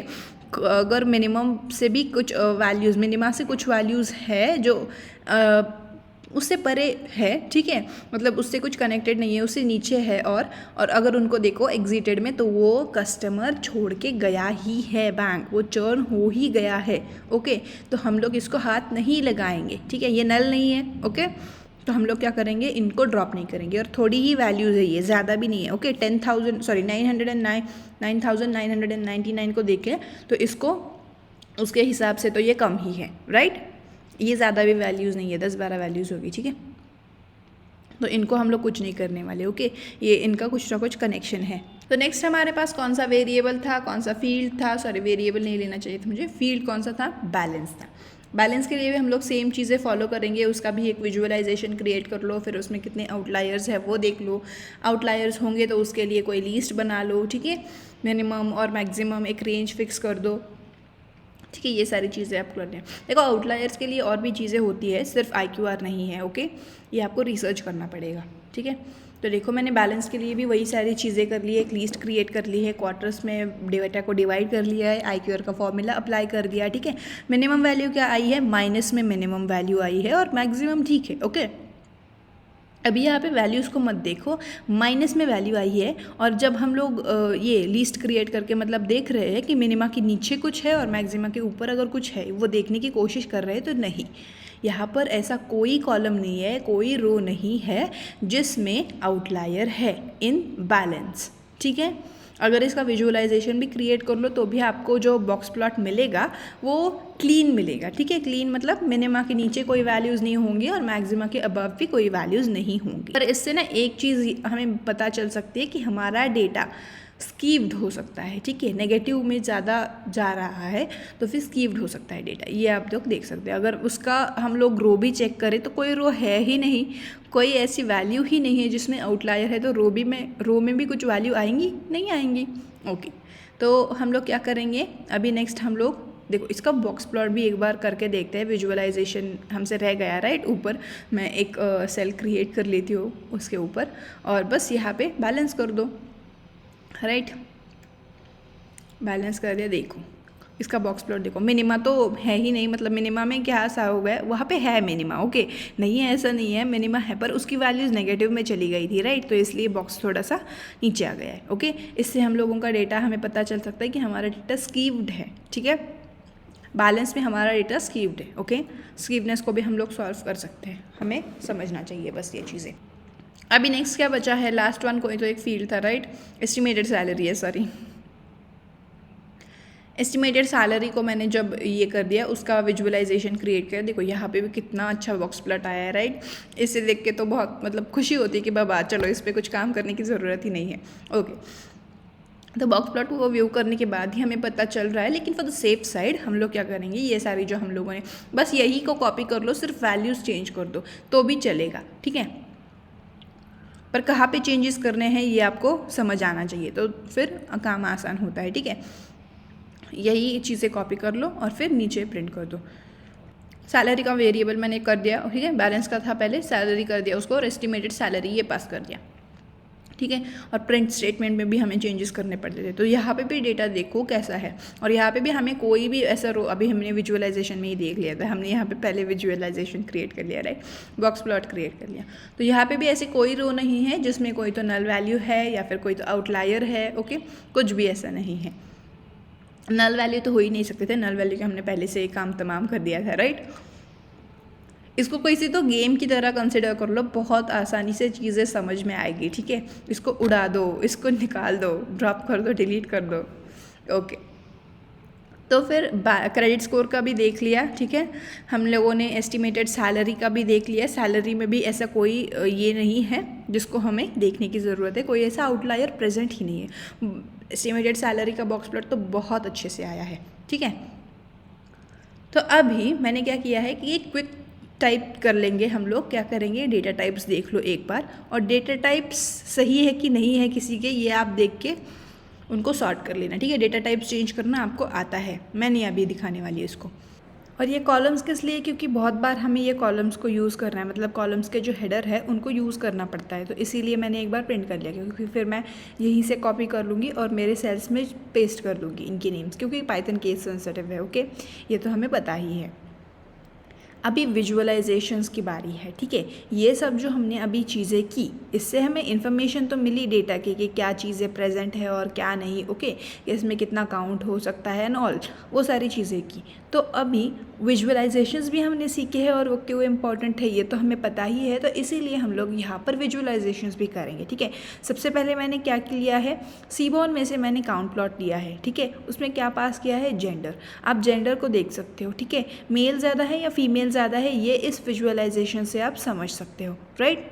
देखो फिर यहाँ से मैं क्या करूँगी, ज्योग्राफी को उठाऊँगी और यहाँ से इसी जेंडर की जगह ज्योग्राफी को पेस्ट कर देती हूँ, ठीक है। ज्योग्राफी को पेस्ट करने के बाद हमें ये पता चलता है इस विजुअलाइजेशन की, फ्रांस में ज़्यादा से ज़्यादा ये है हमारे कस्टमर्स है, ठीक है। स्पेन में और जर्मनी में लाइकली इक्वल ही है, राइट। ये चीज़ें हमें इस विजुअलाइजेशन से समझ में आती है ज्योग्राफी वाले, ठीक है। देखो विजुअलाइजेशंस हम किस लिए करते हैं ये तो हमें बहुत अच्छे से पता है। कोई भी चीज़ हमें डेप्थ में समझनी हो, okay, with in one quick glance only हम लोग ये सारी चीज़ें समझ सकते हैं, तो ठीक है। अभी इससे ये पता चलता है कि फ्रांस में हमारे पास ज़्यादा कस्टमर्स है, ठीक है, तो हम वहाँ पे उस बेसिस पर ये कुछ ना कुछ डिसीजंस ले सकते हैं, राइट। ऐसे हम लोगों को स्टडी करना पड़ता है और इसी तरह हम लोग हमारा सेल इंक्रीज़ कर सकते हैं। ये सिर्फ बैंक के रिलेटेड मत समझने की कोशिश करो, ओवरऑल ही समझने की कोशिश करो, ठीक है। फिर उसके बाद हम लोगों ने क्रेडिट कार्ड के लिए भी प्रिंट किया है, okay, account plot credit card के लिए। तो कितने लोगों के पास, मतलब ऐसे बहुत से लोग हैं जिनके पास क्रेडिट कार्ड है, ओके। अभी क्रेडिट कार्ड है मतलब कैसी कंडीशन है उनकी ये हम लोग समझ सकते हैं, राइट। और बहुत से नहीं, बट क्रेडिट कार्ड जिनके पास है उनसे तो कम ही लोग हैं जिनके पास क्रेडिट कार्ड नहीं है।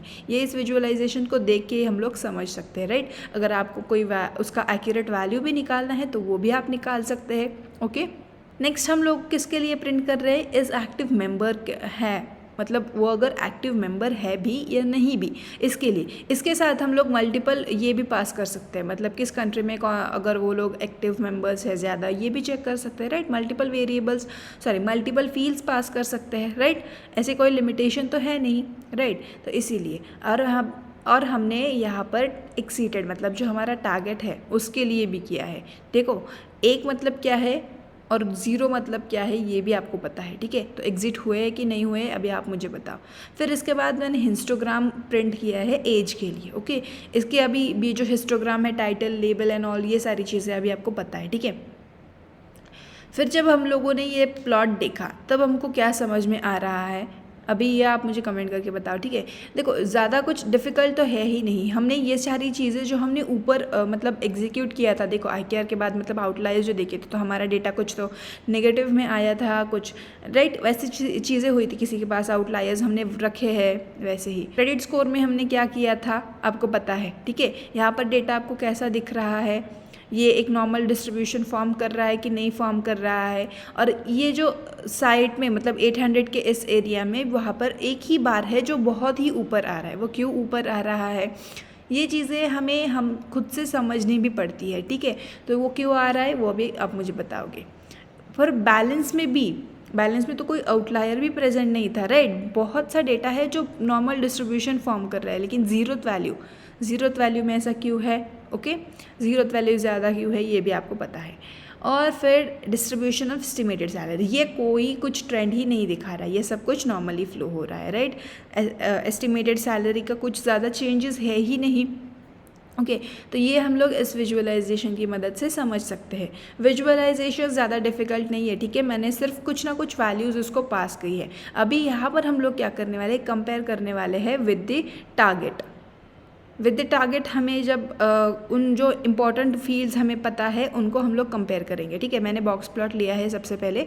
देखो बॉक्स प्लॉट जब हम एक्सीटेड का और एज का देखेंगे तो हमने एज में क्या किया था और एक्सीटेड में हमारे पास क्या था ये तो आप लोग देख सकते हैं। हमने एक्सीटेड में कोई आउटलायर प्रेजेंट है कि नहीं वो तो हमने नहीं चेक किया था, राइट। तो फिर ये देखो इसका बॉक्स प्लॉट, अभी आपको बॉक्स प्लॉट रीड करना अच्छे से आता है, ठीक है।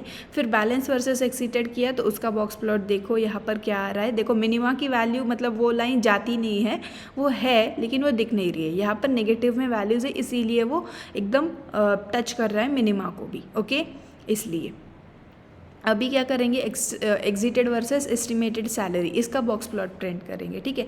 जस्ट वैल्यू चेंज करनी है, आपको पता होना चाहिए कि कहाँ पर कौन सी वैल्यूज़ कैसे चेंज कर सकते हैं। ये ऐसे विजुअलाइजेशन देखिए तो बहुत ही खुश हो जाते होंगे, राइट। बहुत ही अच्छा लगता है ऐसे विजुअलाइजेशंस देख के। सैलरी वर्सेस एग्जिटेड करने के बाद इसका भी बॉक्स प्लॉट आप लोगों ने देख लिया, ठीक है। इसका बॉक्स प्लॉट अच्छा आ रहा है, ठीक है। ये सारे विजुअलाइजेशंस हमने जो पहले किया है, मतलब काउंट्स निकाले, आउटलायर्स देखे, वो सारी चीज़ें वहाँ भी हमें ये सारी चीज़ें पता चल जाती है, ठीक है। लेकिन विजुअलाइजेशंस फिर भी हम लोग क्रिएट कर लेते, जस्ट सेफ साइड रखना अच्छी बात होती है, ठीक है। इसीलिए अभी यहाँ पर हम लोग क्या करेंगे, थोड़े एडवांस्ड विजुअलाइजेशंस क्रिएट करेंगे। Advanced visualisations in the sense हम लोग मल्टीपल फील्ड्स पास करेंगे, ठीक है। लेकिन देखो यहाँ पर मैंने जेंडर वाइज चोन को ये किया है, मतलब विजुअलाइज किया है, ठीक है। काउंट प्लॉट लिया है, ओके। काउंट प्लॉट में देखो, लेजेंड में देखो क्या है टाइटल में, 0 मतलब क्या कि वो लोग गए, और 1 मतलब वो लोग है, ओके। फिर उसी को जब हम जो ज्योग्राफी के साथ करेंगे तो देखो फ्रांस में, जर्मनी के लोग ज़्यादातर छोड़ के जा रहे हैं, तो हमें उस पर कुछ तो ध्यान देने की ज़रूरत है, राइट। स्पेन में भी ऐसे है, तो ये चीज़ें हम लोग देखकर समझ सकते हैं और इसके बेसिस पर हम लोग डिसीजंस भी ले सकते हैं, राइट। कोई भी हमें अगर किसी ने कुछ रिक्वायरमेंट्स दिए हो तो उसके बेसिस पर हम लोग इसके आंसर्स निकाल सकते हैं, और फिर बिजनेस डेवलपमेंट जो भी है, वो सारे जो XYZ पीपल है वो लोग उस पर सोल्यूशंस भी निकालेंगे, लेकिन हम लोग उनको बता सकते हैं कि यहाँ पर ज़्यादा लोग छोड़ के जा रहे हैं, यहाँ पर है, ओके। वो सारी चीज़ें। फिर यहाँ पे काउंट प्लॉट है, ओके। काउंट प्लॉट में क्या है कि क्रेडिट कार्ड के लिए हम लोगों ने ये किया, विजुअलाइज किया, ठीक है। एग्जिटेड, टारगेट और क्रेडिट कार्ड को इसका विजुअलाइजेशन किया, ठीक है। इसका विजुअलाइजेशन करने के बाद आपको क्या इन्फॉर्मेशन मिलती है, इन जनरल ही आपको क्या इन्फॉर्मेशन मिलती है, आप लोग ना इसको एक मार्कडाउन क्रिएट करो और उसमें नोट करके रखो, या फिर कमेंट में भी आप इसे नोट करके रखना, ठीक है। इसकी वजह से क्या होता है कि हमें भी एक रफ आइडिया होती है कि हमारे पास मतलब क्या इन्फॉर्मेशन हमने अब तक प्रेडिक्ट की, ठीक है। इसीलिए, या फिर अगर आपके पास कोई रिक्वायरमेंट वाली फ़ाइल हो तो उसमें भी आप मतलब एक एक्सटर्नल फाइल भी क्रिएट करके आप लोग उसमें देख सकते हैं। देखो अभी यहाँ पर क्या होगा ना कि मुझे पता है कि कुछ ही रोज़ है जो, या फिर कुछ ही कॉलम्स है जिनको मुझे मतलब जिनकी मुझे ज़रूरत है। कई ऐसे इसमें कॉलम्स है जिनकी मुझे ज़रूरत ही नहीं है, तो फिर मैं क्या करूँगी, उनको मैं रिमूव कर दूँगी, उनको मैं ड्रॉप कर दूँगी। जबकि रो नंबर, अभी इसकी कोई ज़रूरत है क्या, नहीं है। रो नंबर क्या ही मुझे मतलब क्या ही मेरे प्रेडिक्शन में मुझे हेल्प करेगा एग्जिट को प्रेडिक्ट करने के लिए, रो नंबर की क्या ही ज़रूरत है। फिर सरनेम्स की क्या ज़रूरत है, सरनेम्स के बेसिस पर तो कुछ होने वाला है नहीं, राइट। तो सरनेम्स को भी, और कस्टमर आईडीज़ किस लिए होते हैं हमें पता है, ठीक है। एक रिकॉर्ड रखने के लिए, यूनिक रोज़ रखने के लिए, राइट। तो कस्टमर आईडी की भी यहाँ पर एग्जिटेड को प्रेडिक्ट करने में कोई ज़रूरत नहीं है, ठीक है। ज़्यादा हम लोग क्राउड नहीं बनाएंगे, जितनी चीज़ें चाहिए उतनी ही हम लोग रखेंगे, और हमें हमारा टारगेट पता है, हमें एंड गोल पता है कि हमें क्या चाहिए, तो उसके बेसिस पर हम लोग चीज़ें रख सकते हैं, राइट। देखो अगर एग्ज़ाम के लिए जा रहे हो, अपनी बैकपैक लोगे, अपना पेन लोगे, राइटिंग पैड लोगे, ये सारी चीज़ें लोगे, राइट। या फिर एग्ज़ाम के लिए जा रहे हो और फिर पिकनिक के लिए जो चीज़ें होती है वो सारी लेके जाओगे साथ में, it's not good thing, right. ये तो कुछ सेंस ही नहीं बनता इस बात का। तो इसीलिए हमें समझना चाहिए कौन सी चीज़ें ज़रूरी है, कौन सी चीज़ें नहीं है। तो मुझे लगता है कि रो नंबर, कस्टमर आईडी और सरनेम, ये 3 चीज़ें मेरे लिए ज़रूरी नहीं है एग्जिटेड को प्रेडिक्ट करने के लिए, तो मैं इनको ड्रॉप करने वाली हूँ, ठीक है। ड्रॉप कैसे करूँगी, एक्सेस इक्वल्स टू 1 मतलब क्या होता है, अभी यहाँ पर देखो एक्सेस इक्वल्स टू 1 है, पहले 0 किया था। 1 मतलब क्या है कि ये उन कॉलम्स को ड्रॉप कर देगा, हमने ड्रॉप करने के लिए कहा है ना, DF डॉट ड्रॉप किया है, तो फिर और फिर कॉलम्स के नेम पास किए हैं, तो फिर एक्सेस इक्वल्स टू 1 क्या करेगा, कॉलम्स को ड्रॉप करेगा, और in place equals to true क्या करेगा, वो उन्हें जो डेटा सेट है पूरा वाला, जो हमारा पहले जो डेटा सेट ही था उसी में ये चेंज करेगा। ये चेंज मतलब क्या, उसी में इन कॉलम्स को ड्रॉप करेगा, ठीक है। और अगर इसको चेक करना है तो हम लोग ये हेड का ये सेल प्रिंट करेंगे, ठीक है। ये कंडीशन दे देंगे उसको। अगर हमें देखना है तो फिर हम लोग इस हेड को प्रिंट करेंगे, ठीक है। फर्स्ट 5 रोज देख लो, हमारे पास अभी रो नंबर, कस्टमर आईडी और सरनेम ये तो कॉलम्स है ही नहीं, राइट। अभी देखो मैं यहाँ पर कुछ ऐसे चीज़ें करने वाली हूँ जो मतलब हमें एडवांस विजुअलाइजेशंस देने वाले, ठीक है, एडवांस विजुअलाइजेशंस। और फिर उसके लिए मैं क्या कर रही हूँ, पैराम्स को थोड़ी देर के लिए साइड में रखो, ठीक है। ये जस्ट मैंने एक बल्क में ही कुछ चीज़ें असाइन कर ली है पहले से ही, जो हमें सभी विजुअलाइजेशंस में ज़रूरी होगी, इसीलिए, ठीक है। एक्सटेक्स, वाईटेक्स, लेजेंड्स, ये सारी किस चीज़ के लिए ज़रूरत होती है आपको पता है, right. Label size, title size and वो सारी चीज़ें मैंने पहले ही असाइन कर दी है, ठीक है। फॉन्ट साइज़ एंड ऑल सारी चीज़ें। कलर्स को भी एक ही मतलब इसमें असाइन करके रखा है कि इतने ही कलर्स होंगे, ठीक है। ह्यू आपको पता है ना, पैलेट भी आपने देखा है कि कैसे होता है, राइट। फिर ये एक लूप क्रिएट किया है, उसमें चीज़ें पास कर दी है, और फिर जो मैंने यहाँ पे एक्सटेक्स एंड वो सारी चीज़ें क्रिएट की थी उनको यहाँ पर मतलब वैल्यूज़ दे दी है, ठीक है। ज़्यादा कुछ डिफ़िकल्टी नहीं है यहाँ पर। सिर्फ जो सेकेंड लाइन है sns.countplot वही इंपॉर्टेंट है, उससे भी हमें काउंट प्लॉट दिखेगा, ओके। पर बाकी सारी चीज़ें हम लोग सिर्फ एक डिस्क्रिप्शन, एक एडवांस चीज़ें पास करें ताकि कुछ और निखर के आए वो विजुअलाइजेशन, ठीक है। तो देखो रिटेंड मतलब क्या है, चर्न मतलब क्या है। रिटेंड मतलब वो लोग है और चर्न मतलब वो लोग चले गए, ठीक है। तो कितने % का है, ये हमें ज़्यादा इन्फॉर्मेशन दे रहा है, राइट। पहले वाले विजुअलाइजेशन के बेसिस पर, पहले वाला विजुअलाइजेशन कौन से थे, वो कॉलम्स, हाँ ये बार्स वाले जो विजुअलाइजेशंस थे, इसके मुताबिक अगर हम लोग उस विजुअलाइजेशन को देखें तो हमें ज़्यादा इन्फॉर्मेशन मिल रही है, राइट। तो ये भी चीज़ें होती है, ये हम लोग थोड़े से विजुअलाइजेशंस क्रिएट करेंगे, ठीक है। It's not necessary steps but still हम लोग थोड़े से क्रिएट कर लेंगे क्योंकि एक सेफ साइड रहे, ओके, इसीलिए। तो डिस्ट्रीब्यूशन ऑफ चर्न ये हमने ये किया है, विजुअलाइज किया है, ठीक है। तो 20% ऑफ डेटा चर्न हुआ है, 20% ऑफ पीपल चर्न मतलब छोड़ के चले गए हैं, और 79% ऑफ पीपल जो है वो लोग यूज़ कर रहे हैं बैंक की सर्विसेज को, ठीक। नेक्स्ट मैंने क्या किया है कि कैटेगरिकल वैल्यू, अभी हमें ये तो पता है कि हमारा जो सिस्टम है, जो कंप्यूटर है, जो मशीन है, वो कैटेगरिकल डेटा को समझ नहीं पाएगी, राइट। तो उसको हमें कन्वर्ट करना होगा इनटू न्यूमेरिकल वंस, ओके।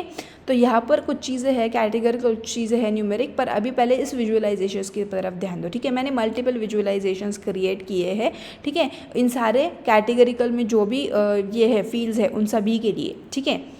तो उनके कुछ बिन्स मतलब कितने बार्स हो गए, मतलब बार्स की वैसी साइज़ है, ओके। उसके लेआउट्स, कलर कौन सा होगा, एज कलर कौन सा, और लाइन विड्थ कौन सी होगी, ये चीज़ें मैंने पास कर दी है। एज के लिए देखोगे तो क्या, ये भी हम लोगों ने पहले मतलब जब हम लोग आउटलायर्स देख रहे थे ना, उसी में हमें चीज़ें पता चल चुकी थी इसकी, ठीक है। एज एक फॉर्म करेगा क्योंकि एज के आउटलायर्स हम लोगों ने रिमूव कर दिए थे, राइट। एक नॉर्मल डिस्ट्रीब्यूशन टाइप फॉर्म कर रहा है एज, ओके। क्रेडिट स्कोर का भी कैसा था कि हम लोगों ने थोड़े से वैल्यूज़ उसके रहने दिए थे, राइट। और जो आउटलायर्स उसमें कंसिडर किए थे वो हम लोगों ने रहने दिए क्योंकि वो एक ट्रेंड फॉलो कर रहा था with the exerted with a target, right. तो इसीलिए उसका एस्टिमेटेड सैलरी का कुछ नहीं था, ठीक है, वो अपनी अपनी जगह ठीक से चल रहा है। बैलेंस में कैसा था ना कि ज़ीरो बैलेंस बहुत से लोगों का था, ओके। और बाकी जो था वो एक नॉर्मल डिस्ट्रीब्यूशन फॉर्म कर रहा है, लेकिन ज़ीरो में ही कुछ थोड़ा सा ये हो रहा था, और एंड इट इज़ एक्सेप्टेबल, ठीक है। इसमें कुछ ज़्यादा डिफिकल्ट है नहीं, या फिर कुछ ऐसे ध्यान देने की ज़्यादा ज़रूरत है नहीं, हो सकता है ना बैलेंस ज़ीरो किसी का भी, ओके। तो मोस्ट ऑफ द पीपल्स का है, ओके। एस्टिमेटेड सैलरी मतलब ज़्यादा कुछ हमें इन्फॉर्मेशन दे नहीं रही, और वो नॉर्मल डिस्ट्रीब्यूशन फॉर्म भी नहीं करी, सभी अपनी जगह जगह ठीक से चल रहे, ठीक है। इतना ज़्यादा उस पर ध्यान देने की ज़रूरत है नहीं। तो अभी इन्हीं कॉलम्स का कोरिलेशन भी एक बार चेक कर लेते हैं। फिर मैंने हीट मैप को प्रिंट किया है, ठीक है। हीट मैप से आपको क्या इन्फॉर्मेशन मिलती है, अभी आप हीट मैप पढ़ना भी अच्छे से जानते हो, ठीक है। तो देखो वहाँ पर एक स्मॉल लूप क्रिएट किया है, फिर एक्सटेक्स, पैराम्स और वो सारी चीज़ें तो हमने पहले से ही उसको दे दी है, ठीक है। तो हीट मैप में क्या वैल्यूज़ है ये आप एक बार देख लो, ठीक है। एज के लिए, क्रेडिट स्कोर के लिए, बैलेंस के लिए, और एस्टिमेटेड सैलरी के लिए, क्योंकि मुझे यही जो 4 फील्ड्स है वो इंपॉर्टेंट लगती है एग्जिटेड को प्रिंट करने के लिए, ठीक है। हीट मैप के बाद भी मैंने एक और ऐसा एडवांस्ड फीचर्स मतलब एडवांस्ड विजुअलाइजेशंस को प्रिंट करने के लिए एक फंक्शन बनाया है, ठीक है। फिर इसको देखो एक बार क्या है, इसमें हिस्टोग्राम प्रिंट करने वाले हैं, और उसी के साथ साथ हम लोग बॉक्स प्लॉट भी प्रिंट करने वाले हैं, ठीक है। ये 2 विजुअलाइजेशंस एक ही फील्ड के लिए, लेकिन दोनों साथ में प्रिंट करने वाले हैं, ओके। और इसमें देखो क्या क्या चीज़ें हैं, आपको समझ में आ जाएगी, ठीक है। अभी आप पढ़ सकते हैं। तो फिर हमें सिर्फ ये फंक्शन लिखने के बाद, हमें सिर्फ एक सेल लिखने के बाद सिर्फ एक फील्ड का नेम पास करके सारी चीज़ें आपको मिल जाएगी, ठीक है। ये विजुअलाइजेशंस आपने पहले भी देखे, रिटेंड के लिए और चर्न के लिए, मतलब 0 और 1 के लिए भी हम लोगों ने बॉक्स प्लॉट प्रिंट किया है। अभी आउटलायर्स किसकी वजह से है और वो क्यों है, वो आपको समझने आना चाहिए, ठीक है। फिर क्रेडिट स्कोर के लिए भी हम लोगों ने इसी विजुअलाइजेशन को बनाया, मतलब बॉक्स प्लॉट और हिस्टोग्राम दोनों को एक साथ किया, ठीक है। इससे आप लोग क्या समझ सकते हैं, यहाँ पे ज़्यादा कुछ ये नहीं लग रहा, लेकिन डेटा स्क्यूड लग रहा है, राइट। किसका डेटा है ये, मतलब जो लोग बैंक की सर्विसेज को यूज़ कर रहे हैं और जो लोग बैंक की सर्विसेज को छोड़ के चले गए उनका, ओके, रिटेंड और चर्न के लिए, ठीक है। फिर बैलेंस में कैसा है, बैलेंस में आप लोगों ने देखा था कि एक साइड में जो ये एक बार आता था, राइट, उसमें मतलब उसमें भी कैसे चर्न है, कितने चर्न है, और मतलब उसमें भी वो सारी चीज़ें आप लोग देख सकते हैं। यही विजुअलाइजेशन है, बस थोड़े से एडवांस्ड हमने इसको किए हैं, ठीक है। यही इन्फॉर्मेशन आपको, मतलब जो इन्फॉर्मेशन वो पहले वाले विजुअलाइजेशंस दिखा रहे थे वही इन्फॉर्मेशन दिखा रहे थे। देखो एस्टिमेटेड सैलरी का भी वैसे का वैसा ही विजुअलाइजेशन है, ओके। ज़्यादा कुछ इसमें वेरिएशन हो नहीं रहा। तो वो बॉक्स प्लॉट्स भी अगर देखो उसके, तो फिर उसमें भी ज़्यादा कुछ चेंजेस आपको नज़र नहीं आ रहे, और यहाँ पर कोई आउटलायर भी प्रेजेंट नहीं है, राइट। ये इन विजुअलाइजेशंस की कहानी होती है। हमारे पास ये विजुअलाइजेशंस इतने हैं। अभी जो कैटेगरिकल वैल्यूज़ है, मतलब जो हमने पहले एक ये किया था, वेरिएबल लिया था और उसमें कुछ तो फील्ड्स के नाम दे दिए थे, राइट। कैटेगरिकल करके उस फील्ड को हम लोगों ने क्रिएट किया था। उसमें कितनी कौन सी वैल्यूज़ है ये आप लोग देख सकते हैं, ठीक है। उसमें geography, gender, tenure, number of products, और if they have credit card और नॉट, और एक्टिव मेंबर्स है कि नहीं, इसके लिए एक छोटा सा विजुअलाइजेशन पहले बना लेते हैं कि सब प्लॉट बना रहे हैं हम लोग। सब प्लॉट्स क्या होते हैं आपको पता है, मतलब मल्टीपल विजुअलाइजेशंस होते हैं बट एक प्लॉट्स में होते हैं, ओके। इसके लिए लूप क्रिएट कर लिया, इसको दे दिया। अभी देखो इसकी मदद से आप लोग क्या समझ सकते हो कि ज्योग्राफी में मतलब फ्रांस में सबसे ज़्यादा कस्टमर्स है, राइट। आपको काउंट भी मिल जाएगा कि काउंट की रेंज मतलब क्या है, ठीक है। फिर जर्मनी और स्पेन में कितने हैं वो भी आपको पता चल सकता है इस वाले विजुअलाइजेशंस में। फिर जेंडर, मतलब सभी विजुअलाइजेशंस एक साथ ही कर ले हम लोग। मेल ज़्यादा है हमारे पास कस्टमर्स में से, okay.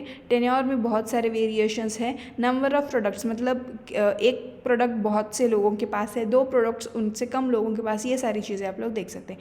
If they have credit card और नॉट, इसकी भी आप लोग विजुअलाइजेशंस की मदद से इन्फॉर्मेशन मतलब पता कर सकते हैं। और ये जो बहुत से कलर्स आ रहे थे वो किसकी वजह से, अभी आप वो जो पैरांस में सेल था उसकी वजह से आप लोग ये समझ सकते हैं, ठीक है। फिर एक्टिव मेंबर है कि नहीं लिख दो। बहुत से ऐसे एक्टिव मेंबर्स हैं और बहुत से ऐसे नहीं भी हैं, ओके। उसका रेंज एक इक्वल ही आ रहा है।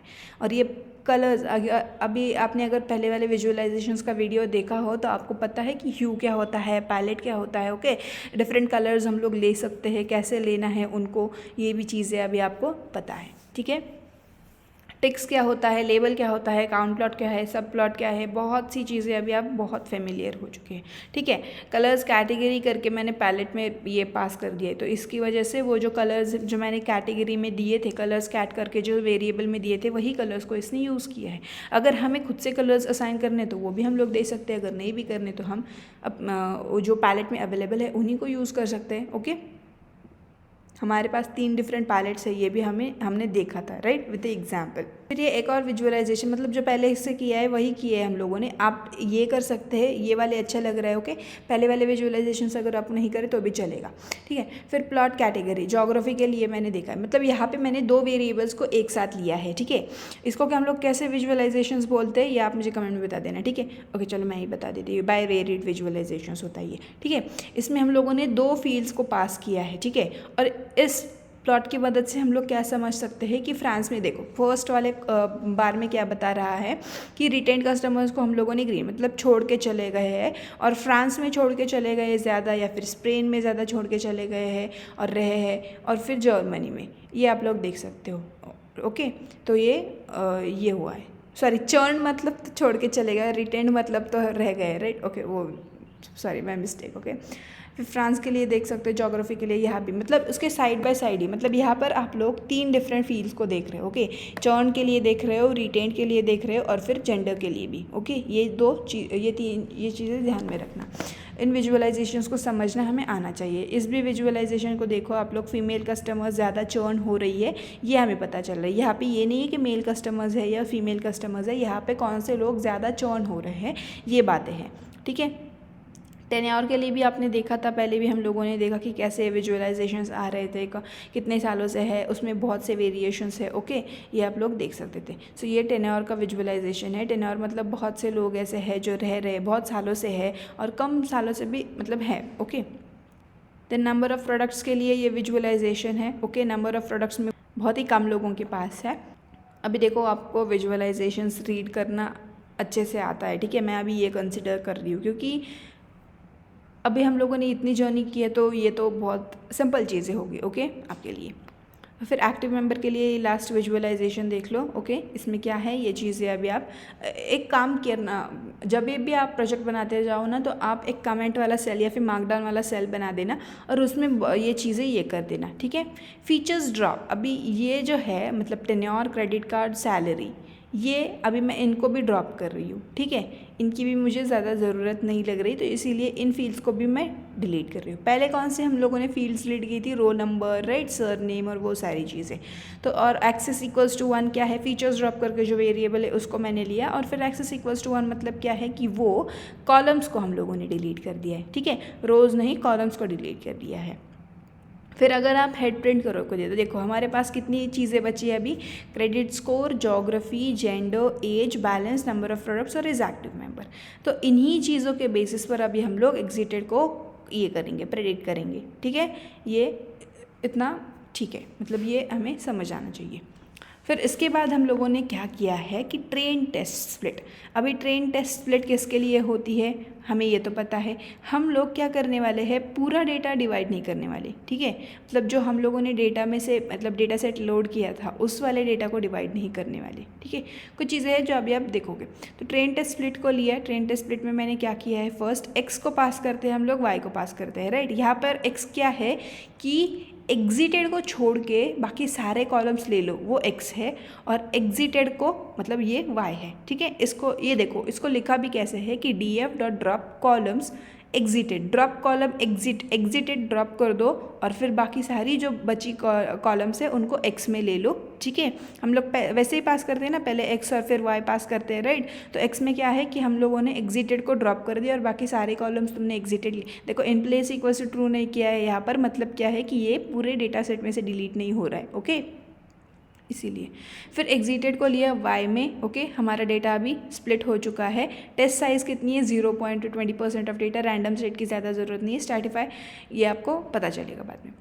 फिर हम लोगों ने क्या किया है कि ट्रेन में ट्रेन का शेप, एक्स ट्रेनिंग का शेप कितना है, वाई ट्रेन वाला का शेप कितना है, टेस्ट के लिए शेप क्या है। शेप मतलब अभी आपको पता है ना, उसमें कितनी कॉलम्स और रोज़ पास हुए हैं वो आप लोग देख सकते हो, ठीक है। तो फिर एक्स ट्रेन, इसमें शेप इसका कितना आया है, 7,711 रोज़ हम लोगों ने पास किए हैं ट्रेनिंग के लिए, ओके। और उसमें 7 कॉलम्स, ये सारी चीज़ें अभी आप लोग देख सकते हो, ठीक है। इन कॉलम्स को अगर आप ये करो, देखो काउंट करो, देखो क्रेडिट स्कोर, जोग्राफी 2, 3, 4, 5, 6, 7, तो इस एक्टिव मेंबर तक 7 कॉलम से इनको पास कर देते हैं। और शेप, ट्रेनिंग शेप में क्यों नहीं, वाई में क्यों नहीं आ रहा है, मतलब वो 7 क्यों नहीं आया वाई पे, क्योंकि एग्जिटेड एक अलोन है, ठीक है। एग्जिटेड एक अलोन कॉलम है, ओके, इसकी वजह से। टेस्ट में भी देखो, टेस्ट के लिए कितना डेटा गया है, 1928 रोज़ ऐसे हैं जो हम लोगों ने टेस्ट के लिए दिए हैं, ओके। और वहाँ पे भी 7 कॉलम्स होंगे फर्स्ट, और फिर टेस्ट जो आएगा, ओके, उसमें भी 1928 रोज़ गए हैं। अभी आप लोग ये समझ सकते हो कि कैसे डेटा स्प्लिट हुआ है, कहाँ से कहाँ तक स्प्लिट हुआ है, ठीक है। इतने रोज़ ट्रेनिंग के लिए गए हैं और इतने रोज़ टेस्टिंग के लिए बचे हैं, ठीक है। फिर वाई टेस्ट की वैल्यू काउंट्स, ओके। 0 और 1 देखो, 0 किसके लिए है, 1 किसके लिए, अभी आपको पता है, ओके। कितनी वैल्यूज़ है वहाँ पर वो भी आप लोग देख सकते हैं। टेस्ट मतलब एग्जिटेड पर आएगा, ओके, एग्जिटेड वाले कॉलम पे आया है, तो वाई टेस्ट की वैल्यू काउंट्स भी देख सकते हैं।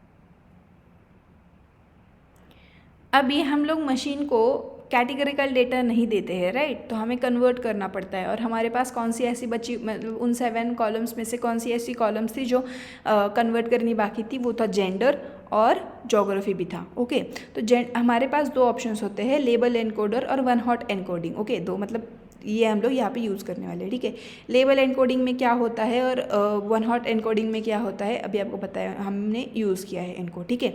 तो जेंडर के लिए मैं क्या यूज़ कर रही हूँ, लेबल एनकोडिंग यूज़ कर रही हूँ, ठीक है। तो मेल कितने, पहले मैंने वैल्यू काउंट्स निकाली, ठीक है, मतलब कितने काउंट्स हैं मेल के और कितना फीमेल का काउंट है, ठीक है, मेरे ट्रेनिंग वाले डेटा में, ओके। मैं अभी टेस्टिंग के लिए नहीं जा रही हूँ, तो ओवरऑल इतने हैं, ठीक है। लेबल एनकोडर लिया, लेबल एनकोडर के लिए हमें एक लाइब्रेरी इंपोर्ट करनी पड़ती है, ओके।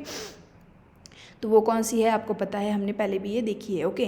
फिर एक्स ट्रेन, ट्रेन के लिए मतलब जो ट्रेनिंग डेटा वाला जो जेंडर है, ट्रेनिंग डेटा में जो जेंडर का कॉलम है मैं उसी को अभी कन्वर्ट कर रही हूँ, ठीक है। मैं पूरे डेटा को नहीं कन्वर्ट कर रही, सिर्फ जो ट्रेनिंग डेटा में जो जेंडर है उसी को हम लोग देखेंगे। तो उसके अगर मैंने वैल्यू काउंट्स निकाली है तो मेल के लिए 4192 है, फीमेल के लिए 3519 है।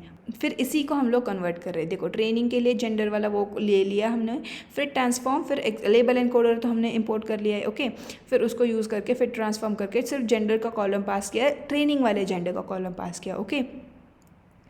फिर टेस्टिंग वाला भी ले लिया है, ओके। टेस्टिंग वाला ट्रेनिंग वाला दोनों ले लिया, क्योंकि हम लोगों को तो मशीन को देना पड़ेगा, राइट। टेस्टिंग के लिए जो भी डेटा दे रहे हैं तो उसमें भी तो हमें कन्वर्ट ही करना पड़ेगा, ओके। जीरोज़ एंड वंस में ही चाहिए होगा। तो अगर हम लोगों ने पहले वैल्यू काउंट्स प्रिंट किया तो हमें मेल जेंडर इसमें मेल और फीमेल दिख रहा था, और यहाँ पर अगर हमने कन्वर्ट करने के बाद जब हम लोग जेंडर को ले रहे तब हमको 0 और 1 मिल रहा है, ओके। तो हम लोग ये समझ सकते हैं कि जो डेटा था ट्रेनिंग वाला तो वो कन्वर्ट हो चुका है, टेस्टिंग वाला भी हो चुका है कन्वर्ट, ओके। मतलब टेस्टिंग वाला भी न्यूमेरिकल फॉर्म में आ चुका है, लेकिन वो हम लोग अभी नहीं देख रहे, ठीक है। जेंडर को ले लो, सिर्फ उसको प्रिंट करोगे तो देखो क्या आया है, जीरोज़ और वंस में हमें आउटपुट मिल रहा है। तो ये चीज़ें आप लोग एग्जीक्यूट कर सकते हो। बहुत सी चीज़ें सामने ही होती है, बस हमें पता चलना चाहिए, हमें आना चाहिए कि हम लोगों को कैसे चीज़ों के साथ इन चीज़ों को कैसे घुमाना है, कहाँ पे कौन सी चीज़ आनी चाहिए, ये हमको पता होना चाहिए। अभी नेक्स्ट एक और था हमारे पास, और जेंडर ज्योग्राफी के लिए, यस ज्योग्राफी था हमारे पास। ज्योग्राफी लिए हम लोग वन हॉट एनकोडिंग यूज़ करने वाले हैं। वन हॉट एनकोडिंग में क्या होता है कि हम लोग मैप करते हैं चीज़ें, और ये हमने पहले भी किया है, राइट। तो फिर हम लोग मैप कैसे करेंगे, मतलब ज्योग्राफी में कितनी वैल्यूज़ थी हमारे पास, 3 यूनिक वैल्यूज़ थी, दैट इज जर्मनी, स्पेन और फ्रांस, ओके। मैंने जर्मनी के लिए 1 कर दिया है, स्पेन के लिए 0 कर दिया है, फ्रांस के लिए भी 0 ही कर दिया है, ठीक है। ज़्यादा कुछ ये है नहीं है इसमें। हम लोगों को पता है, राइट, हमारे किस में ज़्यादा ये थे ब्रांचेस थे, मतलब कहाँ पे ज़्यादा पॉपुलेशन था, जहाँ पे कहाँ पे ज़्यादा कस्टमर्स थे, ओके। तो ट्रेनिंग वाला डेटा लिया, कन्वर्जन लिया है। यहाँ पर भी मैं वही चीज़ फॉलो कर रही हूँ, मैं पूरा डेटा नहीं कन्वर्ट करने वाली, मैं सिर्फ ट्रेनिंग का जो डेटा है और टेस्ट का जो डेटा है उसी को कन्वर्ट करने वाली हूँ, ओके। एक्सट्रेन ज्योग्राफी कन्वर्जन कर दिया है, ओके। इसकी कौन सी लाइब्रेरी है वो भी आपको इंपोर्ट करनी पड़ेगी, ये चीज़ें ध्यान में रखना, ठीक है। फिर ज्योग्राफी, ये अगर टेस्ट का देखोगे आप लोग तो आपको नेम्स दिखाई दे रहे हैं, राइट। इसको भी कन्वर्जन कर दो, ज्योग्राफी कन्वर्जन एक्स टेस्ट कर दिया, ओके। फिर एक्स टेस्ट को फिर से अगर हम लोगों ने प्रिंट कर दिया तो फिर क्या आ रहा है, 0 और 1 आ रहा है, क्योंकि हमने 0 और 1 ही लिया है। स्पेन के लिए अगर आप एक और वैल्यू दे दोगे तो वो भी आ जाएगा, ठीक है। आप चीज़ें ट्राई करते रहना, ठीक है। फिर स्टैंडर्ड स्केलर लिया है मैंने।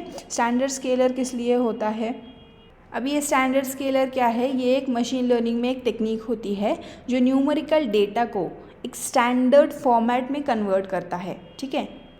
तो इसीलिए हम लोग स्टैंडर्ड स्केलर का भी यूज़ करते हैं, ओके। हमने इसको अभी जब डिस्क्राइब में देखोगे ना आप लोग तो बहुत सी चीज़ें हैं जो आप वहाँ पे समझ पाओगे कि हमारा डेटा कितना सॉर्ट हो चुका है, कितना एक लेवल में आ चुका है, ठीक है। स्मोट के बारे में जानते हैं कि क्या होता है स्मोट। स्मोट को हम लोग क्या कहते हैं, synthetic minority over sampling technique, ये इसका फुल फॉर्म होता है। और ये क्या है, ये एक टेक्निक है इम्बैलेंस्ड डेटा सेट के लिए, जहाँ एक क्लास के एग्जाम्पल्स बहुत कम होते हैं और दूसरी क्लास के बहुत ज़्यादा। हमने देखा था, राइट, हमारे डेटा सेट में बहुत ही वेरिएशंस था, इम्बैलेंस था बहुत सा डेटा, राइट। पर हमें बैलेंस्ड करना पड़ता है और इसीलिए हम लोग स्मोट का भी यूज़ कर सकते हैं, ठीक है। जब स्मोट को यूज़ किया ट्रेनिंग डेटा के लिए, ओके, तो फिर देखो कि वैल्यू काउंट्स, ट्रेनिंग डेटा की वैल्यू काउंट्स कैसे आई है, देखो 1 और 0, चर्न और रिटेंट के लिए क्या वैल्यूज़ आई है, इक्वल वैल्यूज़ आई है, राइट, स्मोट की वजह से आई है, ओके। अभी हम लोग मॉडल को चूज़ करना स्टार्ट करेंगे। ओके, हम लोग डिफरेंट मॉडल्स ट्राई करेंगे। ठीक है, मॉडल्स को ट्राई कैसे करते हैं ये भी आप लोग यहाँ पे देख लेना। ठीक है, मॉडल्स हम लोग यहाँ पे 3 डिफरेंट मॉडल्स ट्राई करेंगे। ठीक है, सबसे पहला वाला क्लासिफिकेशन का जो मॉडल है वो हम लोग लॉजिस्टिक रिग्रेशन ट्राई करेंगे। ठीक है, मैंने बेसिक से लाइब्रेरीज इंपोर्ट कर ली, बेसिक से जो मॉडल्स के लिए ज़रूरत होती है उनको ले लिया है। अभी बहुत सी चीज़ें ऐसी यहाँ पे है जो आप जानते हैं। ठीक है, डिसीजन ट्री क्लासीफायर क्या होता है, डिसीजन ट्री, लॉजिस्टिक रिग्रेशन क्या है, रैंडम फॉरेस्ट क्लासीफायर। हमारी मेन हमें चीज़ें जो मिलती है, हमें क्लासिफिकेशन रिपोर्ट मिलने वाला है। ठीक है, उसी रिपोर्ट को देख के हम लोगों को डिसीजन लेना है कि कौन से मॉडल के साथ हमें आगे बढ़ना है। ठीक है, और जब क्लासिफिकेशन रिपोर्ट आएगा तब मेन मेट्राइज क्या होने वाला है, एक्यूरेसी पे सारी चीज़ें बेस्ड होगी। ठीक है, पहले हम लोग लॉजिस्टिक रिग्रेशन ट्राई करेंगे। लॉजिस्टिक रिग्रेशन के लिए जो भी हमने ट्रेनिंग डेटा किया है अभी तक, जो भी मीन निकाले थे, सब कुछ जो भी चीज़ें अभी तक की थी उनको हम लोगों ने पास कर दिया। ठीक है, तो लॉजिस्टिक रिग्रेशन का कितना आया है, 0.72। ओके, ये हम लोगों ने कर दिया। फिर मैंने एक लिस्ट क्रिएट कर लिया है जिसमें मैंने लॉजिस्टिक रिग्रेशन, डिसीजन ट्री और रैंडम फॉरेस्ट इनको ये कर दिया है, एक में ला दिया है।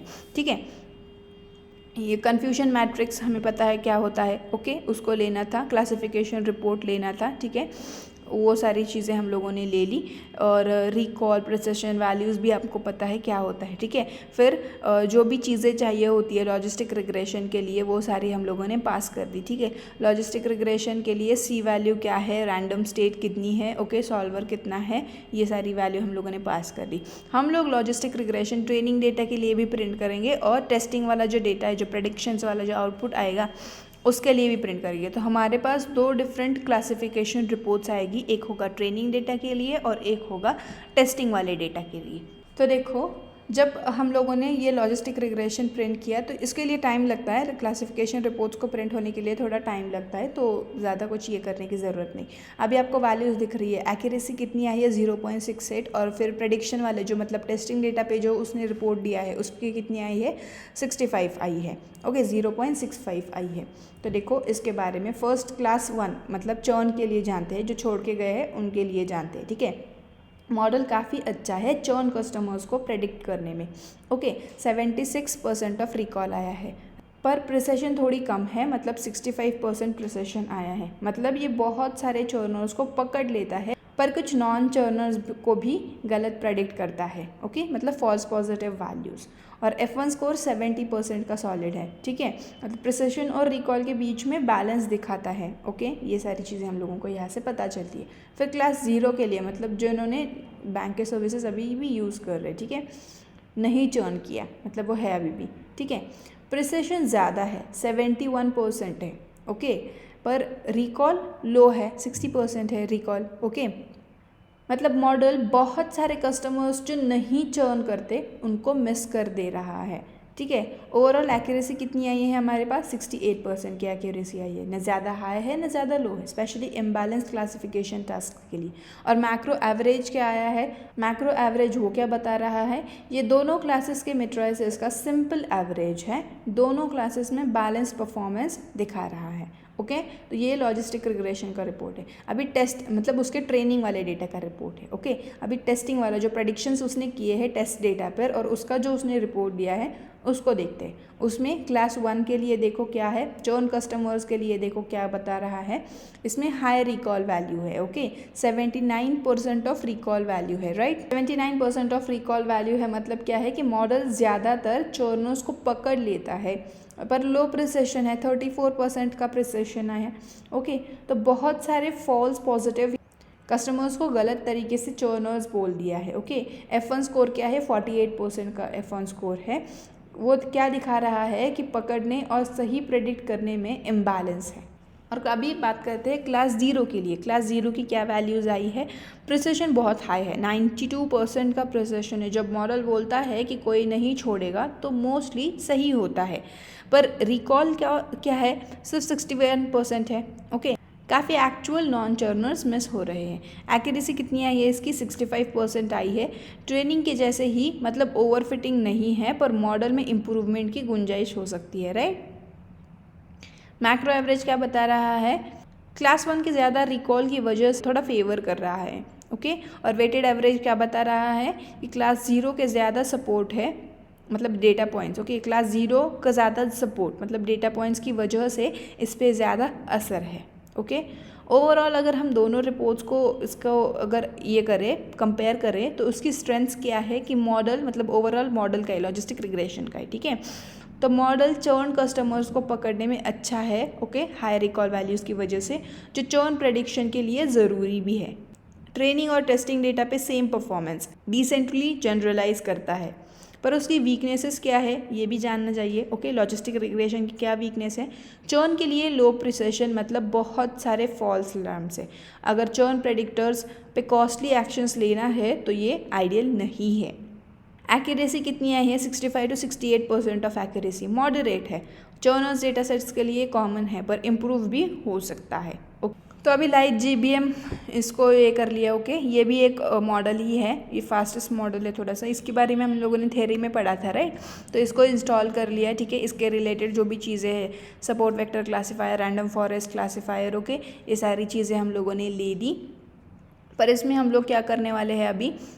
रैंडम फॉरेस्ट को ये करने वाले हैं, okay. Random forest model try करने वाले हैं, ठीक है, ये ज़रूरी है। फिर उसके रिलेटेड 30 चीज़ें चाहिए थी, वो हम लोगों ने ले ली, ठीक है। उसके लिए रैंडम फॉरेस्ट में क्या होता है? ट्रीज़ होती है, राइट। ट्रीज़ के लिए लीव्स होते हैं, उसमें नंबर्स होते हैं, बहुत सारे डिसीजन ट्री एक होता है, और रैंडम फॉरेस्ट मतलब बहुत सारे ट्रीज़ होते हैं, राइट।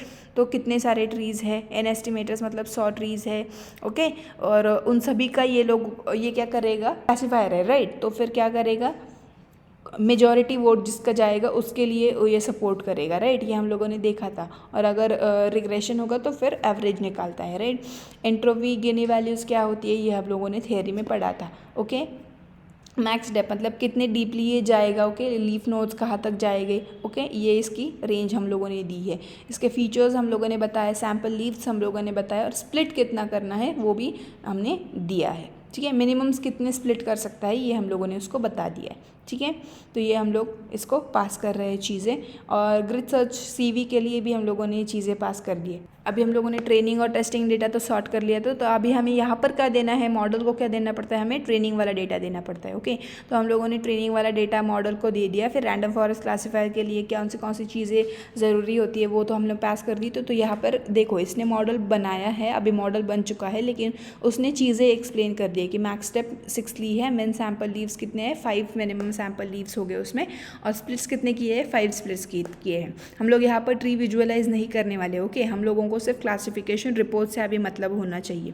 तो ये हम लोगों ने पास कर दिया। फिर बाकी जो चीज़ें थी उसके पैराम्स जो थे वो यहाँ पर दिखा रहे हैं, मतलब मैक्स स्टेप 6 है, मिनिमम सैम्पल लीव्स 5 है, स्प्लिट्स 5 किए, एस्टिमेटर्स मतलब 100 ट्रीज़ का डिसीजन होगा और उनमें उनका ये करेगा, मेजॉरिटी वोट लेगा, ठीक है। 100 ट्रीज़ क्रिएट होंगे, ये हम लोगों को यहाँ से समझ रहा है। एन एस्टिमेटर्स मतलब वो होता है, ठीक है। फिर रैंडम फॉरेस्ट क्लासीफायर को लिया, उसकी चीज़ें हम लोगों ने पास की। ट्रेनिंग डेटा के लिए ये कर दिया, ओके। ट्रेनिंग डेटा का एक रिपोर्ट आया है, और फिर टेस्टिंग डेटा का भी एक अलग रिपोर्ट आया है। अभी रैंडम फॉरेस्ट का जो 0 है 1 है उसके लिए हम लोग समझते हैं। बैलेंस्ड परफॉर्मेंस है, ठीक है। रैंडम फॉरेस्ट में ट्रेनिंग डेटा में क्या है? बैलेंस्ड परफॉर्मेंस है। प्रिसिशन और रिकॉल दोनों क्लासेस में ऑलमोस्ट बराबर है, ओके। अच्छा F1 स्कोर दोनों क्लासेस के लिए 80% आया है, राइट। देख सकते हैं हम लोग मॉडल पैटर्न्स को अच्छे से सीख रहा है। मैक्रो एवरेज क्या बता रहा है? वेटेड एवरेज एक्यूरेसी 80% आई है, ओके। ट्रेनिंग डेटा में क्लास डिस्ट्रीब्यूशन बैलेंस्ड है और मॉडल भी यूनिफॉर्मली परफॉर्म कर रहा है। ये दिख रहा है कि ट्रेनिंग डेटा पे ओवरफिटिंग नहीं है और लर्निंग कैपेसिटी अच्छी है मॉडल की, ओके। अभी रैंडम फॉरेस्ट का जो नेक्स्ट रिपोर्ट आया है टेस्टिंग डेटा के लिए उसको देखते हैं। क्लास 0 के लिए क्या है? प्रिसिशन और रिकॉल दोनों शानदार है, बहुत कम गलतियां है, ठीक है। F1 स्कोर 88% का आया है, जो नॉन चर्न प्रेडिक्शंस के लिए हाई रिलायबिलिटी दिखाता है। क्लास 1 के लिए क्या है? रिकॉल 74% आया है, 75% आया है। मॉडल 75% एक्चुअल चर्नर्स को सही पकड़ता है। फिर बाकी चीज़ें भी आप लोग यहाँ पर देख सकते हैं। एक्यूरेसी ओवरऑल 81% है, स्ट्रॉन्ग और लॉजिस्टिक रिग्रेशन से तो बेटर ही है, ओके। तो और मैक्रो एवरेज का क्या है सीन है यहाँ पर? चर्न और नॉन चर्न प्रेडिक्शंस के बीच परफॉर्मेंस गैप दिखा रहा है, ओके इसकी इस मॉडल की स्ट्रेंथ्स क्या होगी, मतलब ये मॉडल क्यों हम लोग इसके साथ जाए, लॉजिस्टिक रिग्रेशन से तो ये बेटर ही परफॉर्म कर रहा है, राइट। और चर्नर्स के लिए हाई रिकॉल 74-75% का रिकॉल आ रहा है, राइट। चर्न प्रेडिक्शन के लिए तो ज़रूरी है, हमारा टारगेट ध्यान में रखना है और हमें उसी के बेसिस पर डिसीजंस लेने हैं, ठीक है। अभी यहाँ पर हमारा काम होता है कि हम लोग किसके साथ जाए, किस मॉडल के साथ जाए, ओके। तो ये क्लासिफिकेशन रिपोर्ट की मदद से ही हम लोग समझ सकते हैं। जनरलाइज इज वेल, ट्रेनिंग और टेस्ट एक्यूरेसी दोनों 80%, तो मेजर ओवरफिटिंग तो बिल्कुल भी नहीं है, पर इसकी वीकनेस भी जान लेते हैं कि क्या है, ओके। इसको भी हम लोगों को ध्यान में रखना चाहिए। चर्न के लिए लो प्रिसिशन है, बहुत सारे false alarms, okay. Retention efforts के लिए अननेसेसरी कॉस्ट हो सकता है इसकी वजह से। प्रिसिशन रिकॉल से काफ़ी कम है क्लास 1 के लिए, ओके। और मॉडल ज़्यादा कॉशियस है और ज़्यादा लोगों को पोटेंशियल चर्नर्स भी बोल रहा है। अभी हम लोग ग्रेडियंट बूस्टिंग क्लासीफायर को यूज़ करने वाले हैं, ठीक है। इसके लिए भी हम लोगों को, अभी आपको ग्रेडियंट बूस्टिंग क्लासीफायर मैंने डिटेल में नहीं पढ़ाया है, राइट, लेकिन ये अभी आप लोग रिसर्च करना इस पर थोड़ी सी, ठीक है। एन एस्टिमेटर्स क्या है, सब सैम्पल क्या है, लर्निंग रेट, ये इसके लिए चीज़ें ज़रूरी होती है। पर इसमें से कुछ सारी, मतलब बहुत सी चीज़ें ऐसी है, मतलब मैक्स स्टेप्स क्या होता है, सैम्पल स्प्लिट्स क्या होते हैं, लीव्स क्या होते हैं, एस्टिमेटर्स क्या होते हैं, वो आपको पता है, ओके। उससे आपको एक बेसिक आइडिया मिल सकती है कि ये क्या हो सकता है, ओके। फिर इसके पैराम्स देखो प्रिंट कर लिया हम लोगों ने, तो फिर क्या हमें दिख रहा है, जब हमने इसको एग्जीक्यूट किया तो फिर ये ऐसा बन के आया है, और किस किस चीज़ों के साथ, मतलब उसने क्या किया है जो हमने पास कर दिया, वो ये हमें बता रहा है। मतलब मिनिमम सैम्पल लीव्स इतने कितने लिए, 3 लिए हैं, स्प्लिट्स कितने लिए, 7 लिए हैं, ऐसा करके इसने क्रिएट किया है। हम लोग यहाँ पे ग्रेडियंट बूस्टिंग क्लासीफायर व्यू तो करने वाले हैं नहीं, राइट। हमारा मतलब क्या है, क्लासिफिकेशन रिपोर्ट्स है, ओके। तो इसके क्लासिफिकेशन रिपोर्ट फर्स्ट वाला टेस्टिंग डेटा वाला, सॉरी ट्रेनिंग डेटा वाले क्लासिफिकेशन रिपोर्ट को देखते हैं। उसमें क्लास 0 के लिए क्या है, एक्सीलेंट परफॉर्मेंस है, ओके। खासकर प्रिसिशन, बहुत कम फॉल्स पॉजिटिव वैल्यूज़ है, राइट। क्लास 1 टर्नर्स के लिए क्या है, रिकॉल 73% है, राइट। सॉरी, रिकॉल कितना है ये आप देख सकते हैं, ठीक है। एक्चुअल टर्नर्स को पकड़ता है। फिर प्रिसिशन थोड़ा बेटर है देन रैंडम फॉरेस्ट, राइट। और F1 score forest, random forest से थोड़ा बेटर है, ओके। यहाँ पर बहुत सी चीज़ें, मतलब 83% ऑफ एक्यूरेट ये आया है, और यहाँ पर भी ओवरफिटिंग अंडरफिटिंग का ज़्यादा प्रॉब्लम नहीं लग रहा है। तो ये क्लासिफिकेशन रिपोर्ट क्या कर रहा है, बैलेंस परफॉर्मेंस दोनों क्लासेस में, मॉडल चर्नर्स और नॉन चर्नर्स दोनों के लिए इक्वली अच्छा काम कर रहा है। F1 स्कोर कितना आया है, 84% ऑफ F1 स्कोर आया है, दोनों क्लासेस के लिए स्ट्रॉन्ग मॉडल है। ओवरफिटिंग की कोई साइंस नहीं है। टेस्ट रिजल्ट्स नीचे देखो थोड़े ही कम है, ओवरफिटिंग के कोई साइंस नहीं दिख रहे हैं हमें, ठीक है।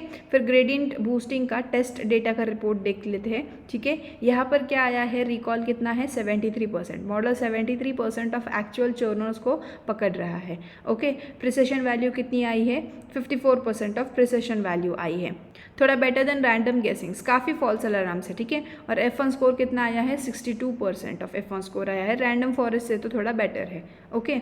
ग्रेडियंट बूस्टिंग, अगर ओवरऑल हम लोग इसकी समरी देख ले तो थोड़ा बेटर परफॉर्म करता है रैंडम फॉरेस्ट से खासकर, राइट। एक्यूरेसी, चर्न प्रिसिशन दोनों क्लासेस में बैलेंस परफॉर्मेंस है, ओके।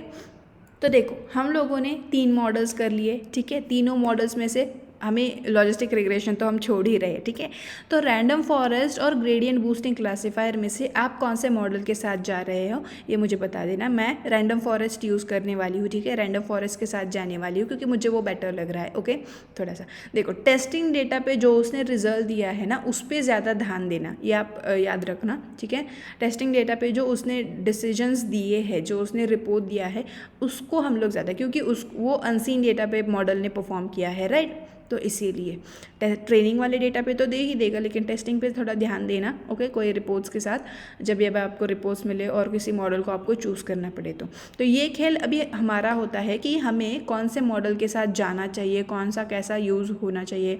और अगर आपको लगता है कि इस मॉडल के साथ में जाओ, कोई भी एक मॉडल XYZ आप चूज़ कर लो, उसके साथ अगर आपको जाना है और उसमें अगर इम्प्रूवमेंट के चांसेस है तो आप वो भी कर सकते हैं, ठीक है। तो ये सारा एक प्रोजेक्ट हो चुका है अभी मिनी, ओके। तो हमारा हो गया है काम कंप्लीट, ओके। तुमने अब एक मशीन लर्निंग मॉडल बना लिया है जो चर्न प्रेडिक्ट करता है, एकदम इंडस्ट्री लेवल स्टफ। अगर कोडिंग साथ में की तो कंग्रेट्स, तुमने अपने पोर्टफोलियो में एक सॉलिड प्रोजेक्ट जोड़ लिया है। कुछ भी कन्फ्यूजन हो या मशीन लर्निंग के बारे में छोटी बड़ी बातें करनी हो, चाहे हो या कोड, कमेंट में मिलते हैं। वीडियो पसंद आया तो लाइक ठोक दो, चैनल को सब्सक्राइब कर दो और नोटिफिकेशन बेल दबा दो ताकि अगला धमाका मिस ना हो। अगली वीडियो में मिलेंगे एक नए कॉन्सेप्ट के साथ। तब तक एक्सप्लोर करो, बिल्ड करो और डेटा के साथ मस्ती करते रहो।